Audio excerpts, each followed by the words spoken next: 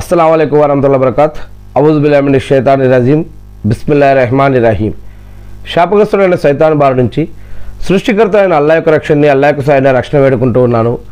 ఆమీన్. అల్లాహ్ ప్రవక్త ముహమ్మద్ సల్లల్లాహు అలైహి వసల్లం పైన శాంతి సేవకులు కురిపించడం వల్ల ఆమీన్. ఈరోజు మనం రంజాన్ గురించి, ఉపవాసాల గురించి, ఎతకాఫ్ గురించి, ఫిత్రా గురించి, లైలతుల్ కదర్ గురించి కొన్ని విషయాలు తెలుసుకోబోతూ ఉన్నాము. ముందుగా నేను అనంత కరుణామయుడు అపార కృపాశీలుడు అయినటువంటి అల్లాహ్ సుబ్హానహు వ తఆలాని మనకి సరైన జ్ఞానాన్ని ప్రసాదించమని నేను ప్రార్థిస్తూ ఉన్నాను. ఆమీన్. మన ఇంటికి ఎలాగైతే స్తంభాలు ఉంటాయో, పిల్లర్లు ఉంటాయో, లేదా పునాదులు ఉంటాయో, అదేవిధంగా ఇస్లాంకి 5 స్తంభాలు పునాదిగా ఉన్నాయి లేదా స్తంభాలుగా ఉన్నాయి. అవి ఏమిటి అంటే, ఒకటి కల్మా, అంటే దీన్ని షహదత్ అని అంటారు. అంటే ప్రతి విశ్వాసి కూడా ముందుగా లా ఇలాహ ఇల్లల్లా మొహమ్మద్ రసూలుల్లా అనే ఈ యొక్క కల్మా పైన విశ్వాసం మరియు నమ్మకం, దీనిని ఎవరైతే విశ్వాసం మరియు నమ్మకం పెడతారో ఇది మొదటిది. ఇలా విశ్వాసం మరియు నమ్మకం పెట్టిన వారు రెండవది వారిపైన నమాజ్ అనే వ్యవస్థ ఉంటుంది. ఇది ఖచ్చితంగా ప్రతిరోజు 5 నమాజులు మస్జిద్కి వెళ్ళి జమాత్తో కలిసి చేయవలసి ఉంటుంది. ఇక మూడవది, బ్రతికి ఉన్నవారు, ఆరోగ్యంగా ఉన్నవారు, స్తోమత ఉన్నవారు వారి జీవితంలో వారు ఖచ్చితంగా ప్రతి రంజాన్లో కూడా నెల మొత్తం కూడా, కొద్ది రోజులు కాదు, నెల మొత్తం కూడా వారు ఉపవాసాలు పెట్టాలి. ఇక నాలుగవది, అల్లాహ్ సుబ్హానహు వ తఆలా ఎవరికైతే సంపాదన ఇచ్చాడో వారు ఆ యొక్క సంపద మరియు సంపాదనలో నుంచి వారు ట్యాక్స్ అంటే జకాత్ అనేది తీసి అల్లాహ్ సుబ్హానహు వ తఆలా కొంతమందికి కొన్ని హక్కులు పెట్టాడు. వాళ్ళకి ఆ యొక్క ప్రదేశాలలో లేదా వారి మీద ఈ యొక్క జకాత్ అనేది ఖర్చు పెట్టాలి. ఇది కూడా విధిగా, ఫర్జ్గా విధించబడింది.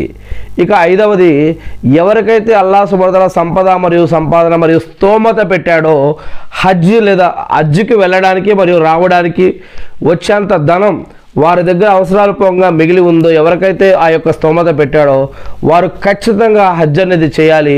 చేయకపోతే దీన్ని కూడా ప్రళయదినం రోజు ప్రశ్నించడం జరుగుతుంది. ఇలా 5 ముఖ్య విషయాలు ఇస్లాంలో మొదటిగా చెప్పబడ్డాయి. ఈరోజు మనం ఈ యొక్క 3వ స్తంభం అని చెప్పబడే ఈ యొక్క ఉపవాసం గురించి మనం మాట్లాడుకోబోతూ ఉన్నాము.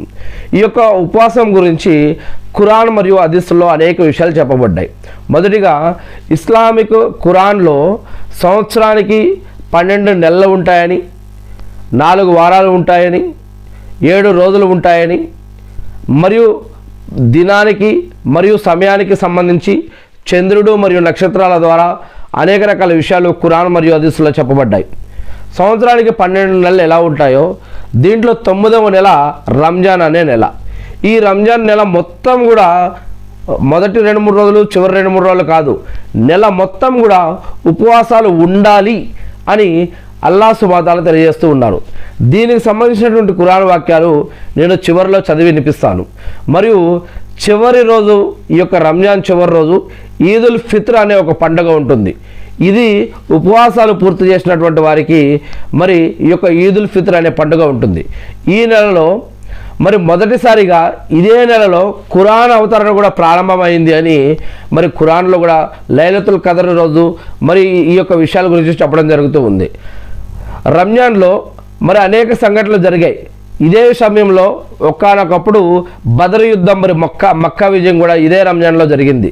దాని తర్వాత ఈ రంజాన్లోనే అల్లాహ్ సుబ్హానహు వ తఆలా రంజాన్కి మొదటి రోజు రాత్రి ముందు సైతాన్లని తలబిరుసు తలంగా సైతానులని సంఖ్యలతో బంధించడం జరుగుతుంది అని, స్వర్గ ద్వారాలన్నీ తెరవబడతాయి, నరక ద్వారాలన్నీ మూసివేయబడతాయి, సైతాన్లని బంధించడం జరుగుతుంది అని అల్లాహ్ సుబ్హానహు వ తఆలా ఖురాన్లో తెలియజేస్తూ ఉన్నారు. ఈ యొక్క రంజాన్కి మొదటి రోజు ముందు సైతాన్లన్నీ కూడా బంధించబడతాయని ఇక్కడ తెలియజేయడం జరుగుతూ ఉంది. ఇంకా చంద్రుడి టైమింగ్స్, అంటే చంద్రుడిని ఎవరు ఆరాధించకూడదు, చంద్రుడి మీద ఎటువంటి ఆరాధనకు సంబంధించినటువంటి నమ్మకాలు లేవు. చంద్రుడు మనకి ఏమి ఇవ్వలేడు, మనం చంద్రుడిని ఏమి అడగకూడదు. కానీ చంద్రుడు ద్వారా, సూర్యుడి ద్వారా, నీళ్ల ద్వారా, అగ్ని ద్వారా, వెలుతురు ద్వారా, భూమి ద్వారా, సృష్టిలోని అనేక విషయాల ద్వారా దేవుడు అనేక పనులు చేపిస్తూ ఉన్నాడు. ఈ యొక్క చంద్రుణ్ణి చూసి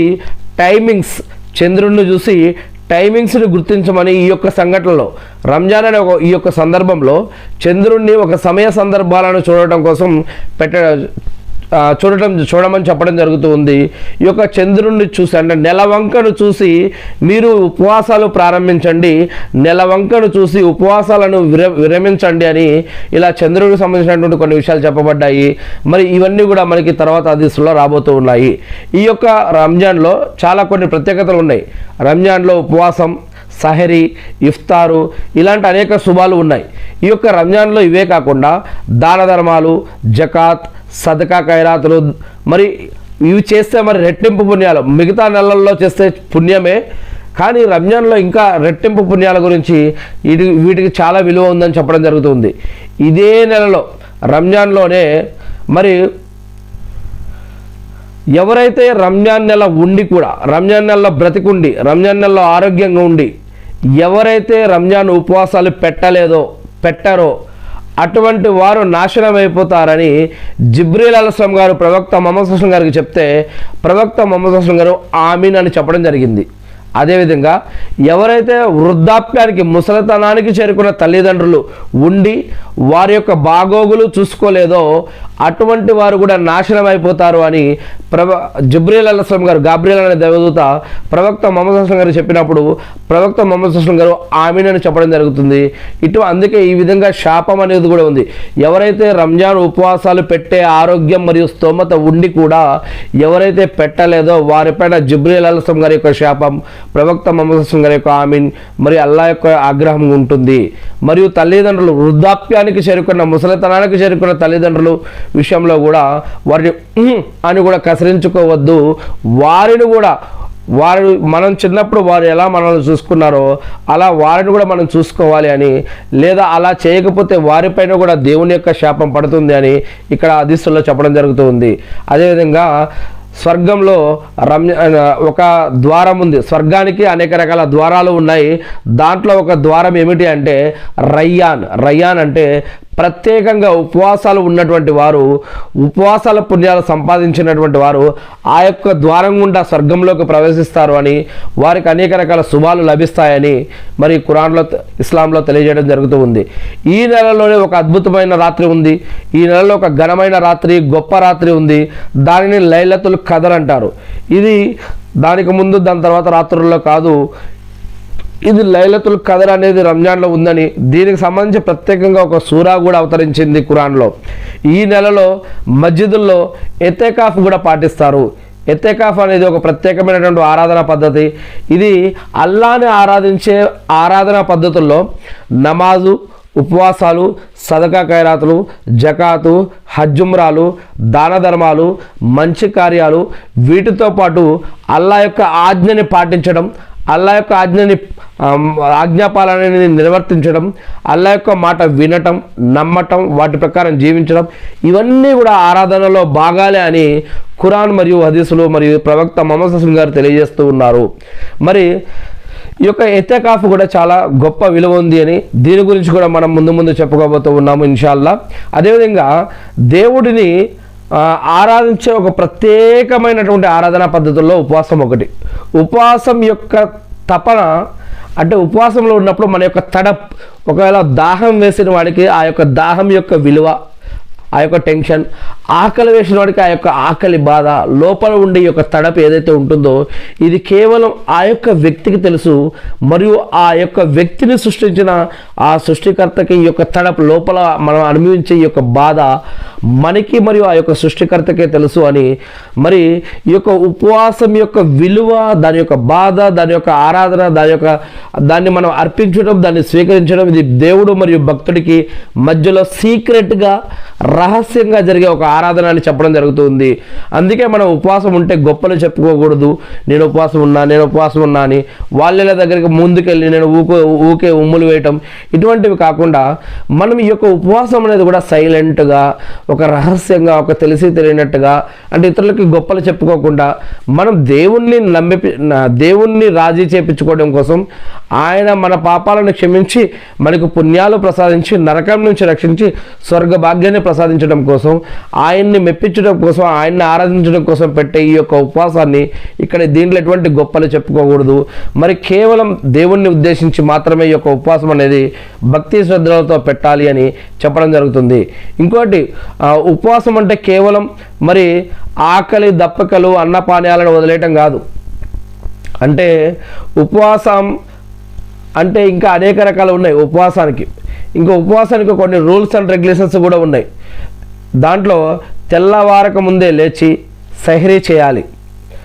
అదేవిధంగా అప్పటికి తెల్లవారక ముందే మొక్కల సైరీ చేయడానికి ఏం లేకపోతే కనీసం నీళ్ళన్నా తాగి, కనీసం నీళ్ళలో ఒక ఖజూరో తినన్నా సరే తాగాలి. ఎందుకంటే సహరీలో శుభం ఉంది అని చెప్పడం జరిగింది. ఆ యొక్క షహరీ తినటంలో శుభం ఉంది అని ప్రవక్త ముహమ్మద్ సల్లం గారు చెప్పారు. అంటే అది ఎటువంటి శుభమో, అది ఏ విధంగా శుభమో, అల్హమ్దుల్లా అది ఆధ్యాత్మికంగా దాన్ని పాటించేవారు దాన్ని అనుభవిస్తూ ఉంటారు. ఇక అప్పటి నుంచి తెల్లవారినప్పటి నుంచి మళ్ళీ మగ్రిబ్ నమాజ్కి ముందు వరకు కూడా ఈ యొక్క ఉపవాసం అనేది ఉంటుంది. అప్పటి వరకు కూడా ఈ యొక్క అన్నపానీయాలకి దూరంగా ఉండాలి. ఇంకా సూర్యాస్తమయ సమయం అవ్వగానే ఇఫ్తారీ చేయాలి. ఈ యొక్క ఆరన్లు సైరన్ల మీద నమ్మకం పెట్టుకోకుండా మనం ఏదైతే టైమింగ్స్ ఇస్లాంలో నేర్పబడిందో చెప్పబడిందో ఆ పద్ధతులు పాటించాలి. ఇప్పటి కాలంలో ఆ మస్జిద్ సైరన్ అయింది, ఇంకా ఈ మస్జిద్ సైరన్ కాలేదు, ఇంకా పలానా వారు వచ్చి మనకి అజాన్ ఇవ్వాలి, లేదా పలానా వారు వచ్చి ఇంకా టైం అయింది మీరు కానివ్వండి అని చెప్పాలి. ఇట్లా వాళ్ళ మీద వీళ్ళ మీద సైరన్ల మీద ఆరన్ల మీద నమ్మకాలు పెట్టుకోకుండా మనకి ఏదైతే ఒక సమయం సందర్భం చెప్పబడిందో ఆ యొక్క జ్ఞానం మనం నేర్చుకోవాలి.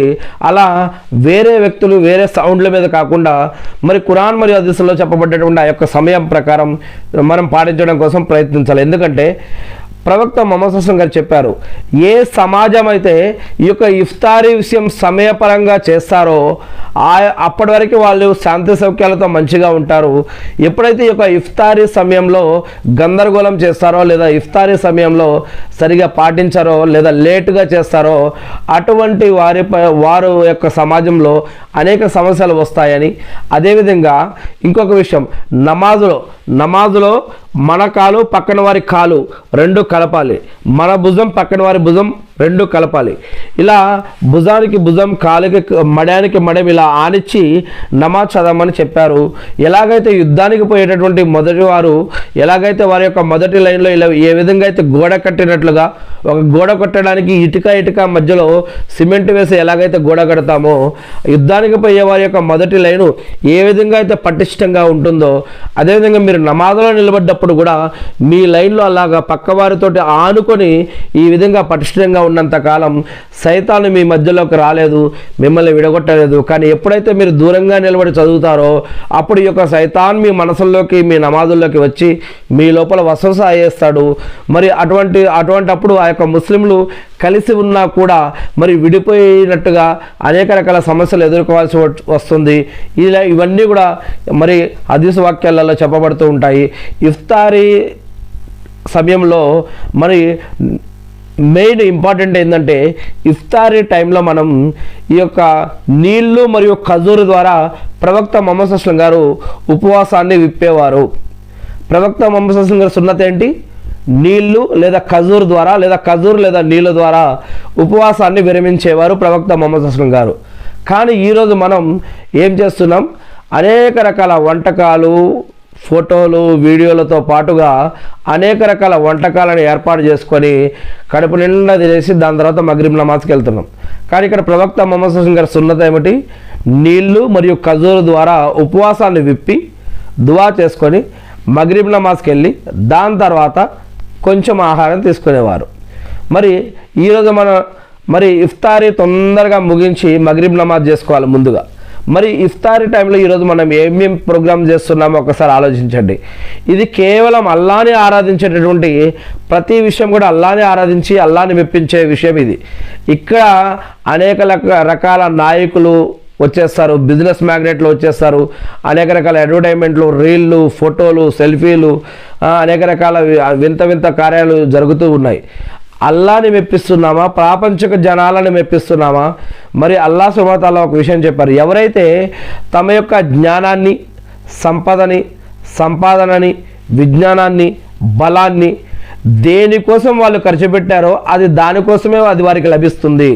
ఇన్నమల ఆమాలు బిన్నియాత్, ఎవరు ఏ ఉద్దేశంతో ఏ ఆరాధన ఏ విషయం చేస్తారో వారికి ఆ రిజల్ట్ వారికి దొరుకుతుంది. మీరు ప్రపంచంలో ఏదైతే ఆశించి చేశారో అది మీకు ప్రపంచంలో దొరుకుతుంది. ఒకవేళ మీరు పరలోకాన్ని ఆశించి కనుక చేస్తే అది పరలోకంలో కూడా లభిస్తుంది. మరి కొంతమంది ఉంటారు, ఖురాన్లో వాక్యం, కొంతమంది ఉంటారు వల్ల మాకు ఇహలోకంలో ప్రసాదించు అని ప్రార్థిస్తారు. ఇంకా కొంతమంది ఉంటారు వల్ల మాకు ఇహలోకంలోనూ మరియు పరలోకంలో కూడా మాకు ప్రసాదించు అని ప్రార్థిస్తూ ఉంటారు. మరి అటువంటి వాళ్ళు సాఫర్యులు అని ఇలాంటి అనేక విషయాలు ఉన్నాయి. మనం ఎవరిని ఉద్దేశించి మన యొక్క ఆరాధన చేస్తున్నాం, మరి ఎవరికి ఇంపార్టెన్స్ ఇస్తున్నాం, ఒక్కసారి మనం చేసే పనిని మనం ఒక్కసారి ఆలోచించాలి. అదేవిధంగా మరి మగ్రిబ్ నమాజ్ తర్వాత మరి సాదాసీదాగా మనం భుజించడం కోసం ప్రయత్నించాలి. ఎందుకంటే ఆహారం సింపుల్గా, మితంగా కాకుండా సింపుల్గా తీసుకోవాలని చెప్పడం జరుగుతూ ఉంది. ఎందుకంటే మన శరీరంలో ఎన్ని పేగులు ఉన్నాయి, 7 పేగులు ఉన్నాయని, మరి దాన్ని ఏ విధంగా విభజించాలి, ఎలా తినాలి, ఇవన్నీ కూడా ప్రవక్త ముహమ్మద్ సల్లల్లాహు అలైహి వసల్లం గారు మనకు నేర్పించారు. మరి ఈరోజు మనం బిర్యానీలని, ఫంక్షన్లు, పార్టీలు, అనేక ఫోటోలు, వీడియోలు, అనేక రకాల గొప్పలు, ప్రదర్శన పద్ధతి, ఇవన్నీ కూడా హరీస్ అని, అలీం అని, ఇవన్నీ కూడా ఇస్లాంలో ఎక్కడ ఉంది? ఇవన్నీ ఉపవాసం ఉంటే హరీస్ తినమని, అలీం తినమని మనకి ఎక్కడ ఏ హదీస్లో చెప్పబడింది, ఏ ఖురాన్లో చెప్పబడింది? మరి అనేక రకాల ఎనర్జీ డ్రింక్స్, ఇవన్నీ సరైన పద్ధతేనా? అసలు మనం ఈరోజు పాటిస్తున్న పద్ధతులు ఇవన్నీ కరెక్ట్గా మరి ఇస్లాం పద్ధతిలో ఉన్న విషయాలేనా? మరి ఇస్లాం కానీ, రంజాన్ కానీ, ఉపవాస నియమాలు కానీ ఇఫ్తార్ అయిపోగానే అయిపోలేదు. ఉపవాసం అనేది ఇఫ్తార్ అయిపోగానే ఉపవాసం నెల అయిపోలేదు, ఇఫ్తార్ అయిపోగానే రంజాన్ నెల అయిపోలేదు. ఉపవాసం ఇఫ్తారీ అయిపోగానే మరి ఈ యొక్క రంజాన్ శుభాలని మనం వదులుకోకూడదు. అందుకే రంజాన్ కానీ, ఉపవాసం కానీ మరి మనిషికి కొన్ని విషయాలను నేర్పిస్తూ ఉన్నాయి. అవి ఏమిటి? రంజాను మనిషికి కొన్ని విషయాలు నేర్పిస్తున్నాయి, సమాజానికి కూడా. ఉపవాసం మనిషికి మరియు సమాజానికి కొన్ని విషయాలు నేర్పిస్తూ ఉన్నాయి. ముందుగా దేవుడికి మనల్ని దగ్గరగా చేస్తుంది. రెండవది క్రమశిక్షణను నేర్పిస్తుంది. మనకి ధైర్యాన్ని, ఓపికని, సహనాన్ని, మనోనిబ్బరాన్ని, నిర్ణయాలను తీసుకునే పటిష్టతను మరియు మనశ్శాంతిని, మరి సెల్ఫ్ కంట్రోల్ అంటారు దీన్ని. మరి అదేవిధంగా మనశ్శాంతి మరియు సెల్ఫ్ కంట్రోల్ని మరియు సమయ పాలన, టైం మేనేజ్మెంట్ని, ఇవన్నీ కూడా మనకి ఈ యొక్క రంజాన్ మరియు ఉపవాసాలు మరియు సహరీ, ఇఫ్తార్లు ఇవన్నీ కూడా నేర్పిస్తూ ఉన్నాయి. మరియు దేవునికి దగ్గర చేయడంతో పాటుగా పాపాలకు దూరంగా చేస్తుంది ఉపవాసం, మరియు చెడులకు దూరం చేస్తుంది ఈ యొక్క ఉపవాసం. మనల్ని అదుపులో ఉంచుతుంది ఈ యొక్క ఉపవాసం మరియు రంజాన్. మరియు దాన ధర్మాలని చేయడం కోసం మన యొక్క మనస్సు ఒప్పుకుంటుంది. అదేవిధంగా జకాత్ సిస్టమ్ని మరి పటిష్టం చేస్తుంది ఈ యొక్క రంజాన్. మరియు ఇరుగు పొరుగు వారితో సంబంధాలను గుర్తు చేస్తుంది. మరి యొక్క జకాత్ అనేది ఒక్క రంజాన్లోనే కాదు, మిగతా సంవత్సరంలో కూడా ఈ యొక్క జకాత్ అనే వ్యవస్థ, దాన ధర్మాలు, సదకా ఖైరాతులు, జకాతులు, ఉమ్రాలు, ఇవి ఈ సంవత్సరం మొత్తంలో ఎప్పుడైనా చేయవచ్చు, కేవలం రంజాన్లోనే కాదు. కాకపోతే రంజాన్లో చేస్తే ఇంకెక్కువ పుణ్యాలు లభిస్తాయి. ఇంకా కొన్ని ఆరాధనలు, మనం ఒంటరిగా చేసే ఆరాధనలు కూడా ఉన్నాయి రంజాన్లో. కొన్ని ఆరాధనలు కుటుంబంతో కూడా చేయవచ్చు, కొన్ని ఆరాధనలు సమాజంతో, ఇతరులతో కూడా కలిసి లేదా కలిపి చేయొచ్చు. మరి బంధుమిత్రుల యొక్క హక్కులను కూడా మనం గుర్తుపెట్టుకోవాలి, అవి కూడా నెరవేరుస్తూ ఈ యొక్క ఆరాధనా పద్ధతులను మనం కొనసాగిస్తూ ఉండాలి. ఉపవాసం తగలకూడదు అని మనలో చాలామంది పొద్దున్నే ఉపవాసం తగలకూడదని కడుపు నిండా తినేసి, కడుపు నిండా నీళ్లు తాగేసి, లేదా ఇంకా ఎనర్జీ కోసం ఏమేమో ప్రయత్నాలు చేస్తూ ఉంటారు. అసలు ఉపవాసం ఉండేది ఎందుకు? మనం ఉపవాసం తెలియకూడదు అనా, లేదా ఆకలి వేయకూడదు అనా? మన ఉపవాసం మనకి నేర్పిస్తున్నది ఏంటి? రంజాన్ నేర్పిస్తున్నది ఏంటి? అసలు అల్లా ఉపవాసం ఎందుకు పెట్టాడు? అటువంటి వారికి అర్థమవుతుంది అసలు ఉపవాసం అనేది ఎందుకని. మనం కడుపు నిండా తినేసి, అంటే ఉపవాసం అనేది తెలియకూడదు సాయంత్రం దాకానే అని అనుకుంటే మరి అది మన యొక్క ఆరాధన ఎటువంటి ఆరాధన మనం అల్లాకి అర్పిస్తున్నాం? ఒక్కసారి మనం ప్రశ్నించుకోవాలి. ఎందుకంటే మరి అసలు మనిషికి ఉపవాసం అంటే అర్థమైందా? ఉపవాసం అయిపోగానే కేవలం మరి మితమైన ఆహారం తీసుకోవాలి, ఉపవాసం పెట్టే ముందైనా ఉపవాసం అయిపోయిన తర్వాత అయినా సరే. ఎందుకంటే ప్రవక్త ముహమ్మద్ సల్లల్లాహు అలైహి వసల్లం గారి సున్నత్ ఏమిటి? మన కడుపుని 3 భాగాలు చేయాలి. ఒక భాగం గాలి, రెండవ భాగం నీరు, మూడవ భాగం ఆహారం. ఇలా చేయమని చెప్పారు. ఇలా చేస్తే గనక వారికి ఆరోగ్యము ఉంటుంది, అలానే ఆధ్యాత్మికంగా కూడా మంచిగా ఉంటారు. ఇలా ఉంచుకోమని ప్రవక్త ముహమ్మద్ సల్లల్లాహు అలైహి వసల్లం గారు అనేక విషయాల్లో చెప్పారు. ఇంకా మన కడుపులో 7 ప్రేగులు ఉంటాయి అని, అవి నిండిపోయేంతగా మీరు తినొద్దు అని, మరి ఇంకా ఇటువంటి అనేక తినడానికి సంబంధించినటువంటి అనేక పద్ధతులు ఇస్లాంలో చెప్పబడ్డాయి. బిస్మిల్లా అని కుడి చేత్తో తినటం ప్రారంభించే దగ్గర నుంచి, ఏది తినాలి, ఏది తినొద్దు, ఏది హరాం, ఏది హలాల్ అనే విషయం దగ్గర నుంచి, కూర్చొని నిలబడే విషయంలో దగ్గర నుంచి అనేక విషయాలు, ప్రతి విషయం కూడా ఖురాన్ మరియు హదీసుల్లో అనేక విషయాలు చెప్పబడ్డాయి. మరి మనం ఉపవాసం తర్వాత ఎటువంటి ఆహారం తీసుకుంటున్నాం, ఉపవాసానికి ముందు ఎటువంటి ఆహారం తీసుకుంటున్నాం కూడా, మరి అది ఏ ఉద్దేశంతో తీసుకుంటున్నామో ఉపవాసం పెట్టే మనం ఒకసారి ఆలోచించుకోవాలి. ఇక ఉపవాసం అంటే కేవలం అన్నపానీయాలకు దూరం ఉండటమే కాదు. ఉపవాసం అంటే ఇంకా ఉన్నాయి. అవేమిటి? పాపాలకు దూరంగా ఉండాలి, నేరాలకు దూరంగా ఉండాలి, ఘోరాలకు దూరంగా ఉండాలి, మోసాలు చేయొద్దు, అక్రమం చేయొద్దు, అన్యాయాలు చేయొద్దు, అబద్ధాలు ఆడొద్దు, ఎకిలి చేష్టలు చేయొద్దు, మరి ఫోన్లు, టీవీలు ఇటువంటివి చూసుకుంటే టైంపాస్ చేయకుండా ఖురాన్ని పూర్తి చేయాలి, నఫిల్ నమాజులు చదువుకోవాలి. మరి అసలు సిగరెట్టు, గుట్కా, తంబాకు, జరదా, మద్యం ఇటువంటి చోటికి వెళ్ళకూడదు. ఇవైతే అసలు ఖురాన్ కేవలం రంజాన్లోనే కాదు, ఇతర దినాలలో కూడా ఇస్లాం అయితే ఒప్పుకోదు. ఇటువంటివి తినటం, తాగటం, అమ్మటం, అటువంటి కారోబార్, వ్యాపారం, బిజినెస్లో జాబులు చేయటం ఇస్లాం అయితే ఒప్పుకోదు. ఎందుకంటే ప్రవక్త ముహమ్మద్ సల్లల్లాహు అలైహి వసల్లం గారు చెప్పారు, నషాచిస్ ఏదైతే మనల్ని ఏదైనా ఒక అలవాటు కనుక ఒకటి అలవాటు చేసుకుంటే దాని ద్వారా మనం దేవుడికి దూరం అయిపోతాం, ఆరాధనలకు దూరం అయిపోతాం, దువాలకు దూరం అయిపోతాం, ప్రార్థనలకు దూరం అయిపోతాం. దైవదూతలు మనతోటి ఉండి మన కోసం చేసే ప్రార్థనలు ఉంటాయి, ఆ యొక్క దైవదూతలకు దూరం అయిపోతాం. అల్లా యొక్క అనేక రెహమతులకి మనం దూరం అయిపోతాం. ఎందుకంటే ఇస్లాంలో సగభాగం పరిశుభ్రత అని విశ్వాసం, ఈమాన్ల గురించి అనేక విషయాలు చెప్తూ ఈ యొక్క ఇస్లాంలో ఒక విషయంలో సగభాగంగా పరిశుభ్రత గురించి చెప్పడం జరిగింది. ఎందుకంటే మరి మనం నమాజు చేయాలన్నా, ఉపవాసం ప్రారంభించాలన్నా, లేకపోతే ఉపవాసంలోనే కాదు ఖురాన్ చదవాలన్నా, నమాజులు చదవాలన్నా, మస్జిద్కి వెళ్ళాలన్నా, ఇంకా అనేక విషయాల్లో పరిశుభ్రత చాలా ముఖ్యం అన్నమాట. అందుకే ప్రతి నమాజ్కి ముందు ప్రతిరోజు 5 సార్లు వజూ చేయటం, మిస్వాక్ చేయటం, ఇంకా గుసుళ్ళు చేయటం, ఇలా అనేక విషయాలు చెప్పబడ్డాయి. ఒకవేళ నీళ్లు దొరకకపోతే మట్టితో తయమ్మం చేయటం, ఇంకా ఇలాంటి అనేక విషయాలు చెప్పండి. పరిశుభ్రత కేవలం శరీరానికే కాదు, మనం తినే తిండి హలాల్ తిండి ద్వారా కూడా మనకి పరిశుభ్రత అనేది అల్లా పెట్టాడు. అదేవిధంగా పరిశుభ్రత పాపాల నుంచి రక్షించుకొని పుణ్యాలు సంపాదించడం, ఇది ఒక రకమైన పరిశుభ్రత. మరియు అంటే నరకం నుంచి రక్షించబడి స్వర్గానికి వెళ్ళేటటువంటి పరిశుభ్రత. మరి ఇంతేకాకుండా మన నోటి నుంచి వచ్చే మాటలు, చేతలు, చేష్టలు ఇవి కూడా చెడు మాటలు, బూతు మాటలు, గలీజు మాటలు మాట్లాడకుండా, మరి ఈరోజు మనం మాట్లాడితే ఎటువంటి బూతు మాటలు కొంతమంది నోటి నుంచి వస్తాయి చూడొచ్చు. మరి మాట్లాడితే కూడా ఎటువంటి మాటలు మాట్లాడాలి, ఎటువంటి మాటలు మాట్లాడకూడదు, ఎటువంటి బూతు మాటలు దాంట్లో ఏమైనా ఉన్నాయా, ఒక్కసారి మనల్ని సంస్కరించుకోవాలి, మనల్ని మనం సరిదిద్దుకోవాలి. మరి ఇటువంటి విషయాలు నేర్పే ఖురాన్ మరియు హదీస్ మరియు ఇస్లాంలు మరి సిగరెట్, గుట్కా, తంబాకు, జరదా, మద్యం విషయంలో ఎటువంటి ఆజ్ఞలు ఇస్తూ ఉన్నాయి. ఉల్లిపాయ తిని, ఎల్లుల్లిపాయ తిని, పచ్చి ఎల్లుల్లిపాయ, ఉల్లిపాయ తిని అవి తినవచ్చు, అది హలాలే. కానీ అవి తిని వెంటనే నమాజ్కి వెళ్ళొద్దు, మస్జిద్కి వెళ్ళొద్దు అని చెప్పడం జరుగుతుంది. ఎందుకంటే వాటి యొక్క వాసనే దైవదూతలకు మరి నచ్చక వారు మరి మనకు దూరంగా ఉంటారు. అందుకోసమని ఇవి తినవచ్చు, హలాల్ పద్ధతులే, కానీ అవి ఆ సమయంలో తినొద్దు అని చెప్పారు. అట్లానే ఈ యొక్క ప్రవక్త ముహమ్మద్ సల్లల్లాహు అలైహి వసల్లం గారు చెప్పిన ఇంకో విషయం ఏమిటంటే, ఈ యొక్క మద్యం కానీ, నషా కానీ, ఈ యొక్క చెడు పదార్థాలు కానీ అనేక రూపాలలోకి అనేక పదార్థాల రూపంలోకి, అనేక పేర్ల రూపంలోకి మారుతాయి. అవి ప్రళయ దినానికి ముందు అనేక విషయాలు జరుగుతాయి.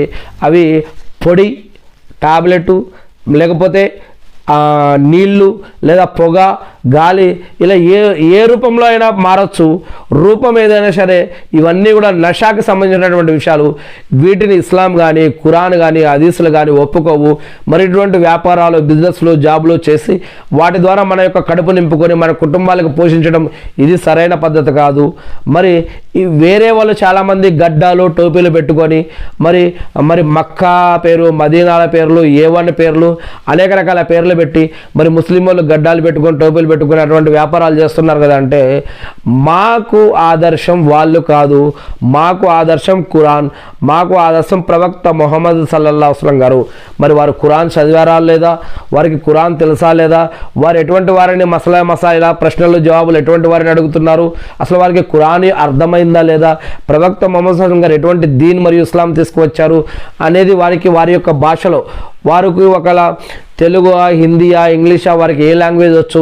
మరి అరబ్బీలో అయితే అల్హమ్దుల్లా ఖురాన్ చదువుతారు చాలామంది, కానీ వారి యొక్క సొంత భాషలో చాలామందికి ఖురాన్ తెలియని వారు ఉన్నారు. లా ఇలాహ ఇల్లల్లా అంటే గడ్డం, టోపీ పెట్టిన చాలామంది తెలియని వారిని మనం ఎంతోమందిని ప్రశ్నించి అడిగి ఉన్నాం. మరి ఖురాన్లో మొట్టమొదటి సూరా, ప్రతి నమాజులో, ప్రతి రకాతులో చదవాల్సిన 7 వాక్యాలు ఉన్నాయి. దాన్ని సూరా ఫాతిహా అంటారు. సూరా ఫాతిహా అర్థం తెలియని వారు చాలామంది ఉన్నారు. ఇది చదవకపోతే నమాజే కాదు. మరి ఈ యొక్క సూరా ఫాతిహా అర్థం తెలియని వారు చాలామంది ఉన్నారు. సూరా ఫాతిహా చదువుతారు, దాని అర్థం తెలియని వారు ఉన్నారు. కల్మా చదువుతారు, దాని అర్థం తెలియని వారు ఉన్నారు. చాలామంది అల్లా అంటే ఎవరు అని అంటే చెప్పని ఇలా గడ్డం, టోపీలు పెట్టిన వారే తెలియని వారు చాలామంది ఉన్నారు. అల్లా ఎవరు అంటే, మనం నమాజ్ ఎవరికి చేస్తున్నాం, ఎందుకు చేస్తున్నామంటే తెలియని వారు ఉన్నారు. మళ్ళీ గడ్డాలు, టోపీలు పెట్టుకొని ఉంటారు కొంతమంది. మరి ఇటువంటి వారికి అల్లాహ్ సుబ్హానహు వ తఆలా తెలియజేస్తున్నారు, మీరు ఇతర ముస్లింలకి ఇస్లా చేయండి. ఎవరికైతే తెలియదో వారికి తెలియచేయండి. ఎవరికైతే మరి నేర్చుకోలేదో, తెలియకుండా అలా జీవిస్తూ ఉన్నారో అటువంటి వారికి మీరు ఇస్లా చేయండి, వారికి చెప్పండి, వారికి అర్థమయ్యేటట్టు చెప్పండి అని చెప్తూ ఉన్నారు. అందుకే ఇతర ముస్లింలు కాదు మనకి ఆదర్శం ఖురాన్ ఆదర్శం, అల్లా ఆదర్శం, ప్రవక్త ముహమ్మద్ సల్లల్లాహు అలైహి వసల్లం గారి ఆదర్శం, హదీసులు ఉన్నాయి. మరి ఇతర ముస్లింలతో పోల్చుకొని మనం కూడా ఇలా జీవించాలన్నది కాదు మనకి కావాల్సింది. మనకి ఖురాన్ మరియు హదీసులు మెయిన్ ఇంపార్టెంట్. అందుకే ముస్లింల గురించి ఏదైనా ఆలోచించాలి అంటే అది ఖురాన్ మరియు హదీసుల్లో ఉందా లేదా అనే విషయం అది తెలుసుకొని చదివి మనం ఆలోచించుకోవాలి. అంతేగాని ఇతర ముస్లింలు ఏదో చేస్తున్నారు అని చెప్పి అందరు ముస్లింలని అనటం, అందరు ముస్లింలతో పోల్చడం ఇది సరైన పద్ధతి కాదు. ఎందుకంటే ఒక ఇంట్లో పుట్టిన, ఒక తల్లిదండ్రులు పుట్టిన 5 మంది పిల్లల్లో ఇతను ఈమె రకరకాల ఆలోచనలు, రకరకాల అలవాట్లు, రకరకాల పద్ధతులు, ఇలా రకరకాల మైండ్ సెట్తో కలిగి ఎలాగైతే ఉంటారో ఇలా ముస్లింలలో కూడా అనేక కోట్లాది మంది ఉన్నారు. వీళ్ళని ఎవరి మనస్తత్వం వాళ్ళది. ఎందుకంటే ఇస్లాంలో బలవంతం ఏమీ లేదు అని అల్లాహ్ సుబ్హానహు వ తఆలా ఖురాన్లో చెప్పడం జరిగింది. అల్లాహ్ సుబ్హానహు వ తఆలా ఇస్లాంలో బలవంతం లేదని చెప్పడం జరిగింది. కానీ ప్రళయ దినం రోజు అల్లాహ్ పట్టుకుంటాడు, నేను మీకు ఇచ్చిన గ్రంథం సున్నత్, ఖురాన్ మరి ఏమైపోయాయి, మీరు ఎలా జీవించారు, మీరు ఎలా ఉండాలి. అల్లాహ్ సుబ్హానహు వ తఆలా ముస్లింల గురించి ఖురాన్లో చెప్తూ ఉన్నాడు, నేను మిమ్మల్ని ప్రపంచానికి ఒక ఆదర్శవంతమైన జీవితం గడపడం కోసం, మీరు ఇతరులకి మంచి నేర్పడం కోసం నేను మిమ్మల్ని ముస్లింలుగా ఎన్నుకున్నాను అని చెప్పడం జరిగింది. మరి మంచి నేర్పే స్థానంలో ఉన్న మనం, పద్ధతులు నేర్పే స్థానంలో ఉన్న మనం మరి ఏం చేస్తున్నాం? ఇవన్నీ సిగరెట్టు, గుట్కా, తంబాకు, జరదా, మద్యం ఇటువంటి దాన్ని అయితే ఇస్లాం ఒప్పుకోదు. సరే, కానీ ఇక ఇటువంటి వ్యాపారాలకు కూడా ఇస్లాం ఒప్పుకోదు.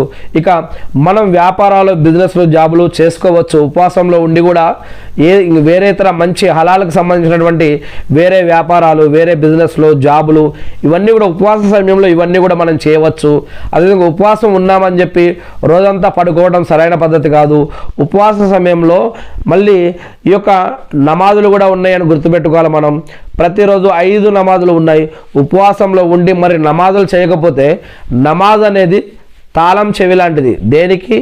అల్లా వద్ద మన యొక్క పుణ్యాలు స్వీకరించబడాలి అంటే నామాల యొక్క తాళం చెవి యొక్క, అంటే అల్లా దగ్గర కుబులియత్ యొక్క చాబీ అన్నమాట. ఇవన్నీ కూడా నమాజ్ ఎందుకంటే నమాజు చేసిన వారి యొక్క పుణ్యఫలాలు అల్లా వద్ద స్వీకరించబడతాయి. మన యొక్క పుణ్యఫలాలు అల్లా వద్ద స్వీకరించబడాలి అంటే నమాజ్ అనేది ఖచ్చితంగా చేయాలి. మరి యొక్క నమాజ్ గురించి నమాజ్ వదిలేసి ఉపవాసం ఉండేసి ఏసీ వేసుకొని లేదా కూలర్ వేసుకొని పండుకొని మళ్ళీ సాయంత్రం ఇఫ్తారీ చేసేసి మళ్ళీ పొద్దున్నే లేచి మళ్ళీ సైరీ చేసి మళ్ళీ రోజంతా పండుకొని మళ్ళీ ఇట్లా ఇవి కాదు. ఉపవాసం ఉన్నామంటే నమాజులు కూడా చేయాలి. ప్రతిరోజు 5 నమాజులు మస్జిద్ తోటి జమాత్కి వెళ్ళి నమాజులు కూడా చేయాలి. అల్హమ్దుల్లా ఈ నమాజులు కేవలం రంజాన్ నెలలోనే కాదు, సంవత్సరం మొత్తం జీవితాంతం కూడా ఈ యొక్క 5 నమాజులు మస్జిద్కి వెళ్ళి చేయాలని ఉంది. ఈరోజు మనం మన ఇంటి దగ్గర ఉన్న మస్జిదులు వదిలేసి అయ్యో మస్జిదులు ఏమో అయిపోయాయి, మస్జిదులు ఇది చేస్తున్నారు అది చేస్తున్నారు అని బాధపడే బదులు ఆ మస్జిద్కి వెళ్ళి నమాజ్ చదువుకుంటే ఏమవుతుంది? సమస్యలు ప్రాబ్లంలు వచ్చినాక బాధపడటం, ఫోటోలు వీడియోలు పెట్టడం, హంగామా గొడవలు చేయడం కాదు. అసలు మనం వెళ్ళాల్సిన మస్జిద్కి మనం వెళ్ళాలి. ఈ యొక్క జమాతుల పేరుతోటి మరి అనేక రకాల పేర్లతోటి మనం కొట్లాడకుండా ముందు మనందరం కూడా అల్లాకే ఆరాధన చేయాలి. మనందరి దేవుడు సృష్టికర్త ఒకే ఒక్కడు అల్లా అని మనం నమ్ముతాం. లా ఇలాహ ఇల్లల్లా ముహమ్మద్ రసూలుల్లాహ్. మరి మనందరికీ ఆరాధన పద్ధతి నమాజ్ ఒకటే. ఏ నమాజ్ చేసినా కూడా ఏ నమాజ్లో ఎన్ని రకాలు చేయాలో అలానే చేయాలి. కాకపోతే కొంతమంది రఫేదన్ చేస్తారు, కొంతమంది రఫేదన్ చేయరు. వారి యొక్క అమలు వారి యొక్క ఇష్టం. అల్లా కుబుల్ చేయాలా వద్దా అల్లా ఇష్టం. అది అల్లాకి మరియు భక్తుడికి మధ్యలో విషయం. మనం ఎందుకు ఇతరుల్ని ఆపాలి? మనం ఎందుకంటే అల్లా సుబ్హానహు వ తఆలా ఖురాన్లో తెలియజేస్తున్నాడు, అల్లా యొక్క మస్జిదులో నుంచి ఎవరైతే ఇతరులని ఆపుతారో దాంట్లోకి రాకుండా అంతకంటే పరమ దుర్మార్గుడు ఈ యొక్క సృష్టిలో ఎవడున్నాడు అని అల్లా ప్రశ్నిస్తున్నాడు. అల్లా యొక్క మస్జిదులకు వారిని రాకుండా ఎవరైతే అడ్డుకుంటున్నారో అటువంటి పరమ దుర్మార్గుడు ఎవడుంటాడు అని అల్లా ప్రశ్నిస్తున్నాడు. ఖురాన్ వాక్యం ఇది. అందుకే వారి యొక్క మసలకు ఏదైనా కానివ్వండి, వారి యొక్క జమాత్ ఏదైనా కానివ్వండి, నమాజ్ టైం అయింది లేదా నమాజ్కు చేసుకోవడానికి మస్జిద్కి వస్తున్నాడు అంటే అతన్ని ఆపకుండా ఉండటమే మంచిది. అతడు ఏ పద్ధతిలో చేసుకుంటాడో చేసుకొనియండి. మీకు ఇష్టమైతే లేదా మీకు వీలైతే అతనికి ఇస్లా చేయండి, సరి చెప్పండి, సర్ది చెప్పండి. వింటే విన్నాడు, లేకుంటే లేదు, అల్లా వాళ్ళం అల్లా ఇష్టం. కానీ అటువంటి వ్యక్తులని మస్జిద్కి రాకుండా మనం అడ్డుకుంటే కనుక దానికి పాపాత్మలో మనమే అవుతాం.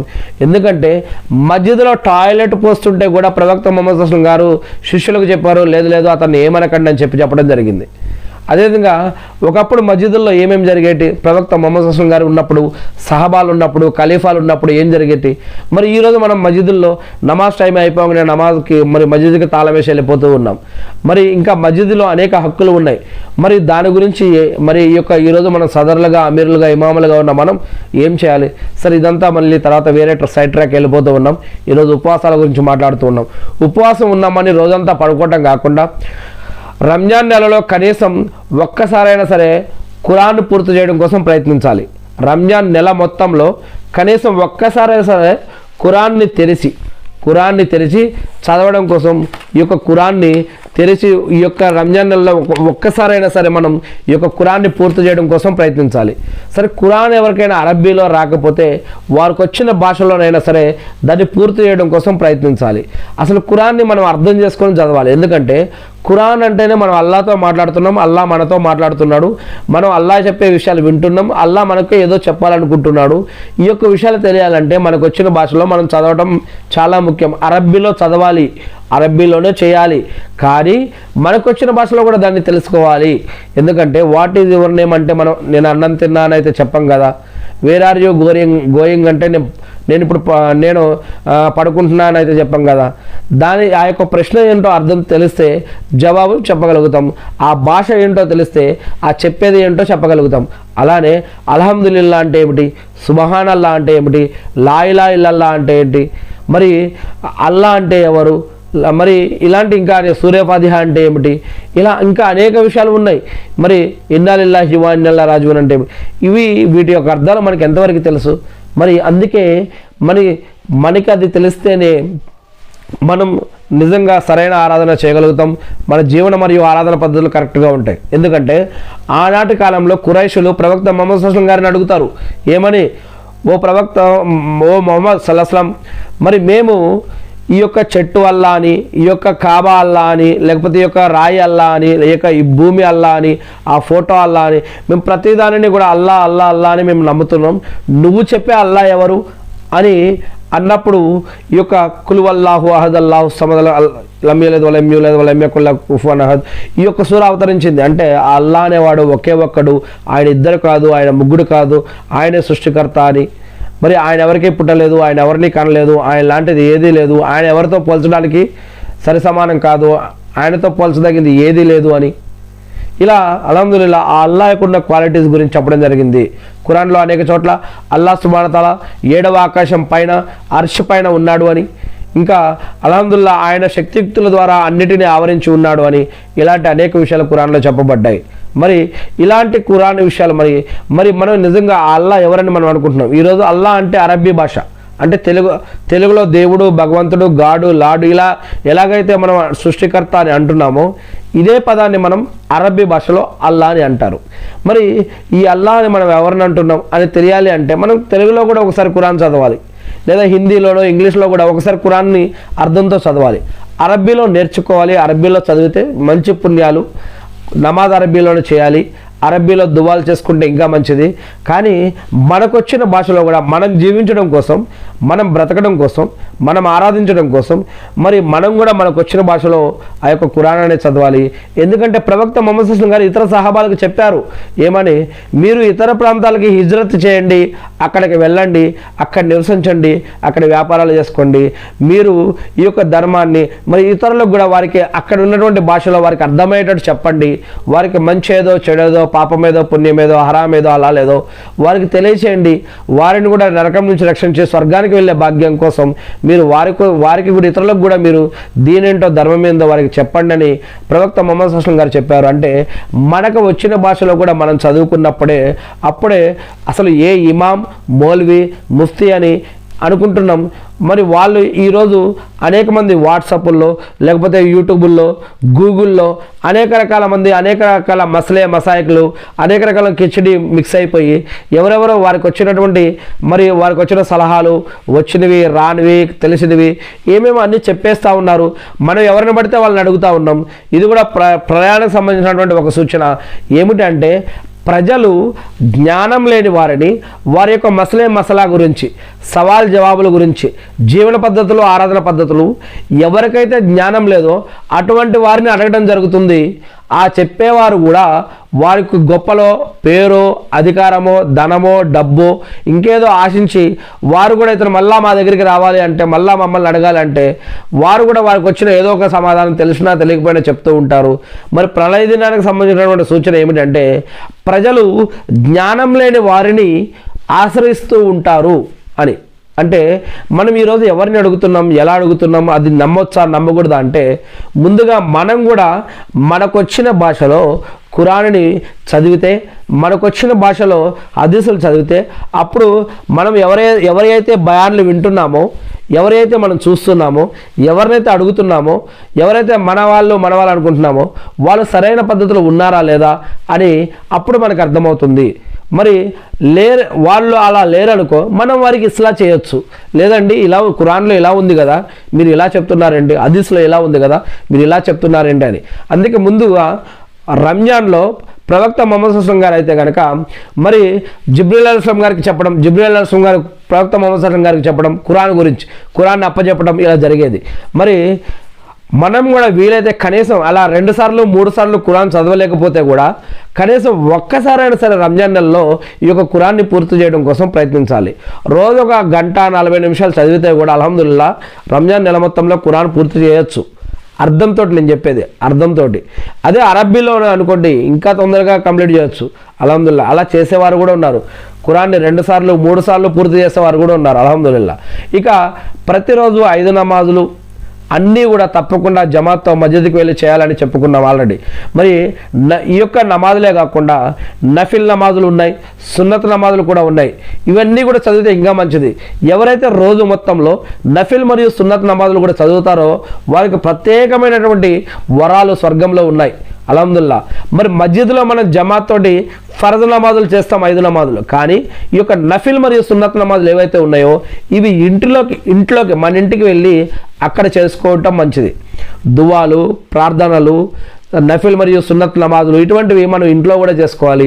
ఎందుకంటే ప్రవక్త ముహమ్మద్ సల్లల్లాహు అలైహి వసల్లం గారు చెప్పారు, మీ ఇంటిని మీరు శ్మశాన వాటిక చేసుకోకండి, మీరు మీ ఇళ్లల్లో కూడా ఆరాధన చేయండి. అంటే నఫిల్ మరియు సున్నత్ నమాజులు, ఖురాన్ చదవడం, దువాలు చేయడం, లేదా మన యొక్క ఆడవారిని వారిని నమాజులు చేసుకోమని, దువాలు చేయమని, ఖురాన్ చదవమని చెప్పడం, మన పిల్లలకి కూడా దువాలు ఖురాన్లు అవి నేర్పించడం, ఇవి చేసుకోమని చెప్పడం. ఇలా ఖురాన్లో ఇంటిలో కూడా మన యొక్క ఇంటిలో కూడా ఆరాధన జరుగుతూ ఉంటే, ఎవరి ఇంట్లో అయితే సూర్య బకరా కానీ ఖురాన్ కానీ చదువుతారో ఆ ఇంట్లోకి సైతాన్లు జిన్నులు రావడానికి భయపడతారు, ఆ ఇంట్లోకి వాళ్ళు రారు అని ఇలాంటి అనేక విషయాలు ఇస్లాంలో చెప్పబడ్డాయి.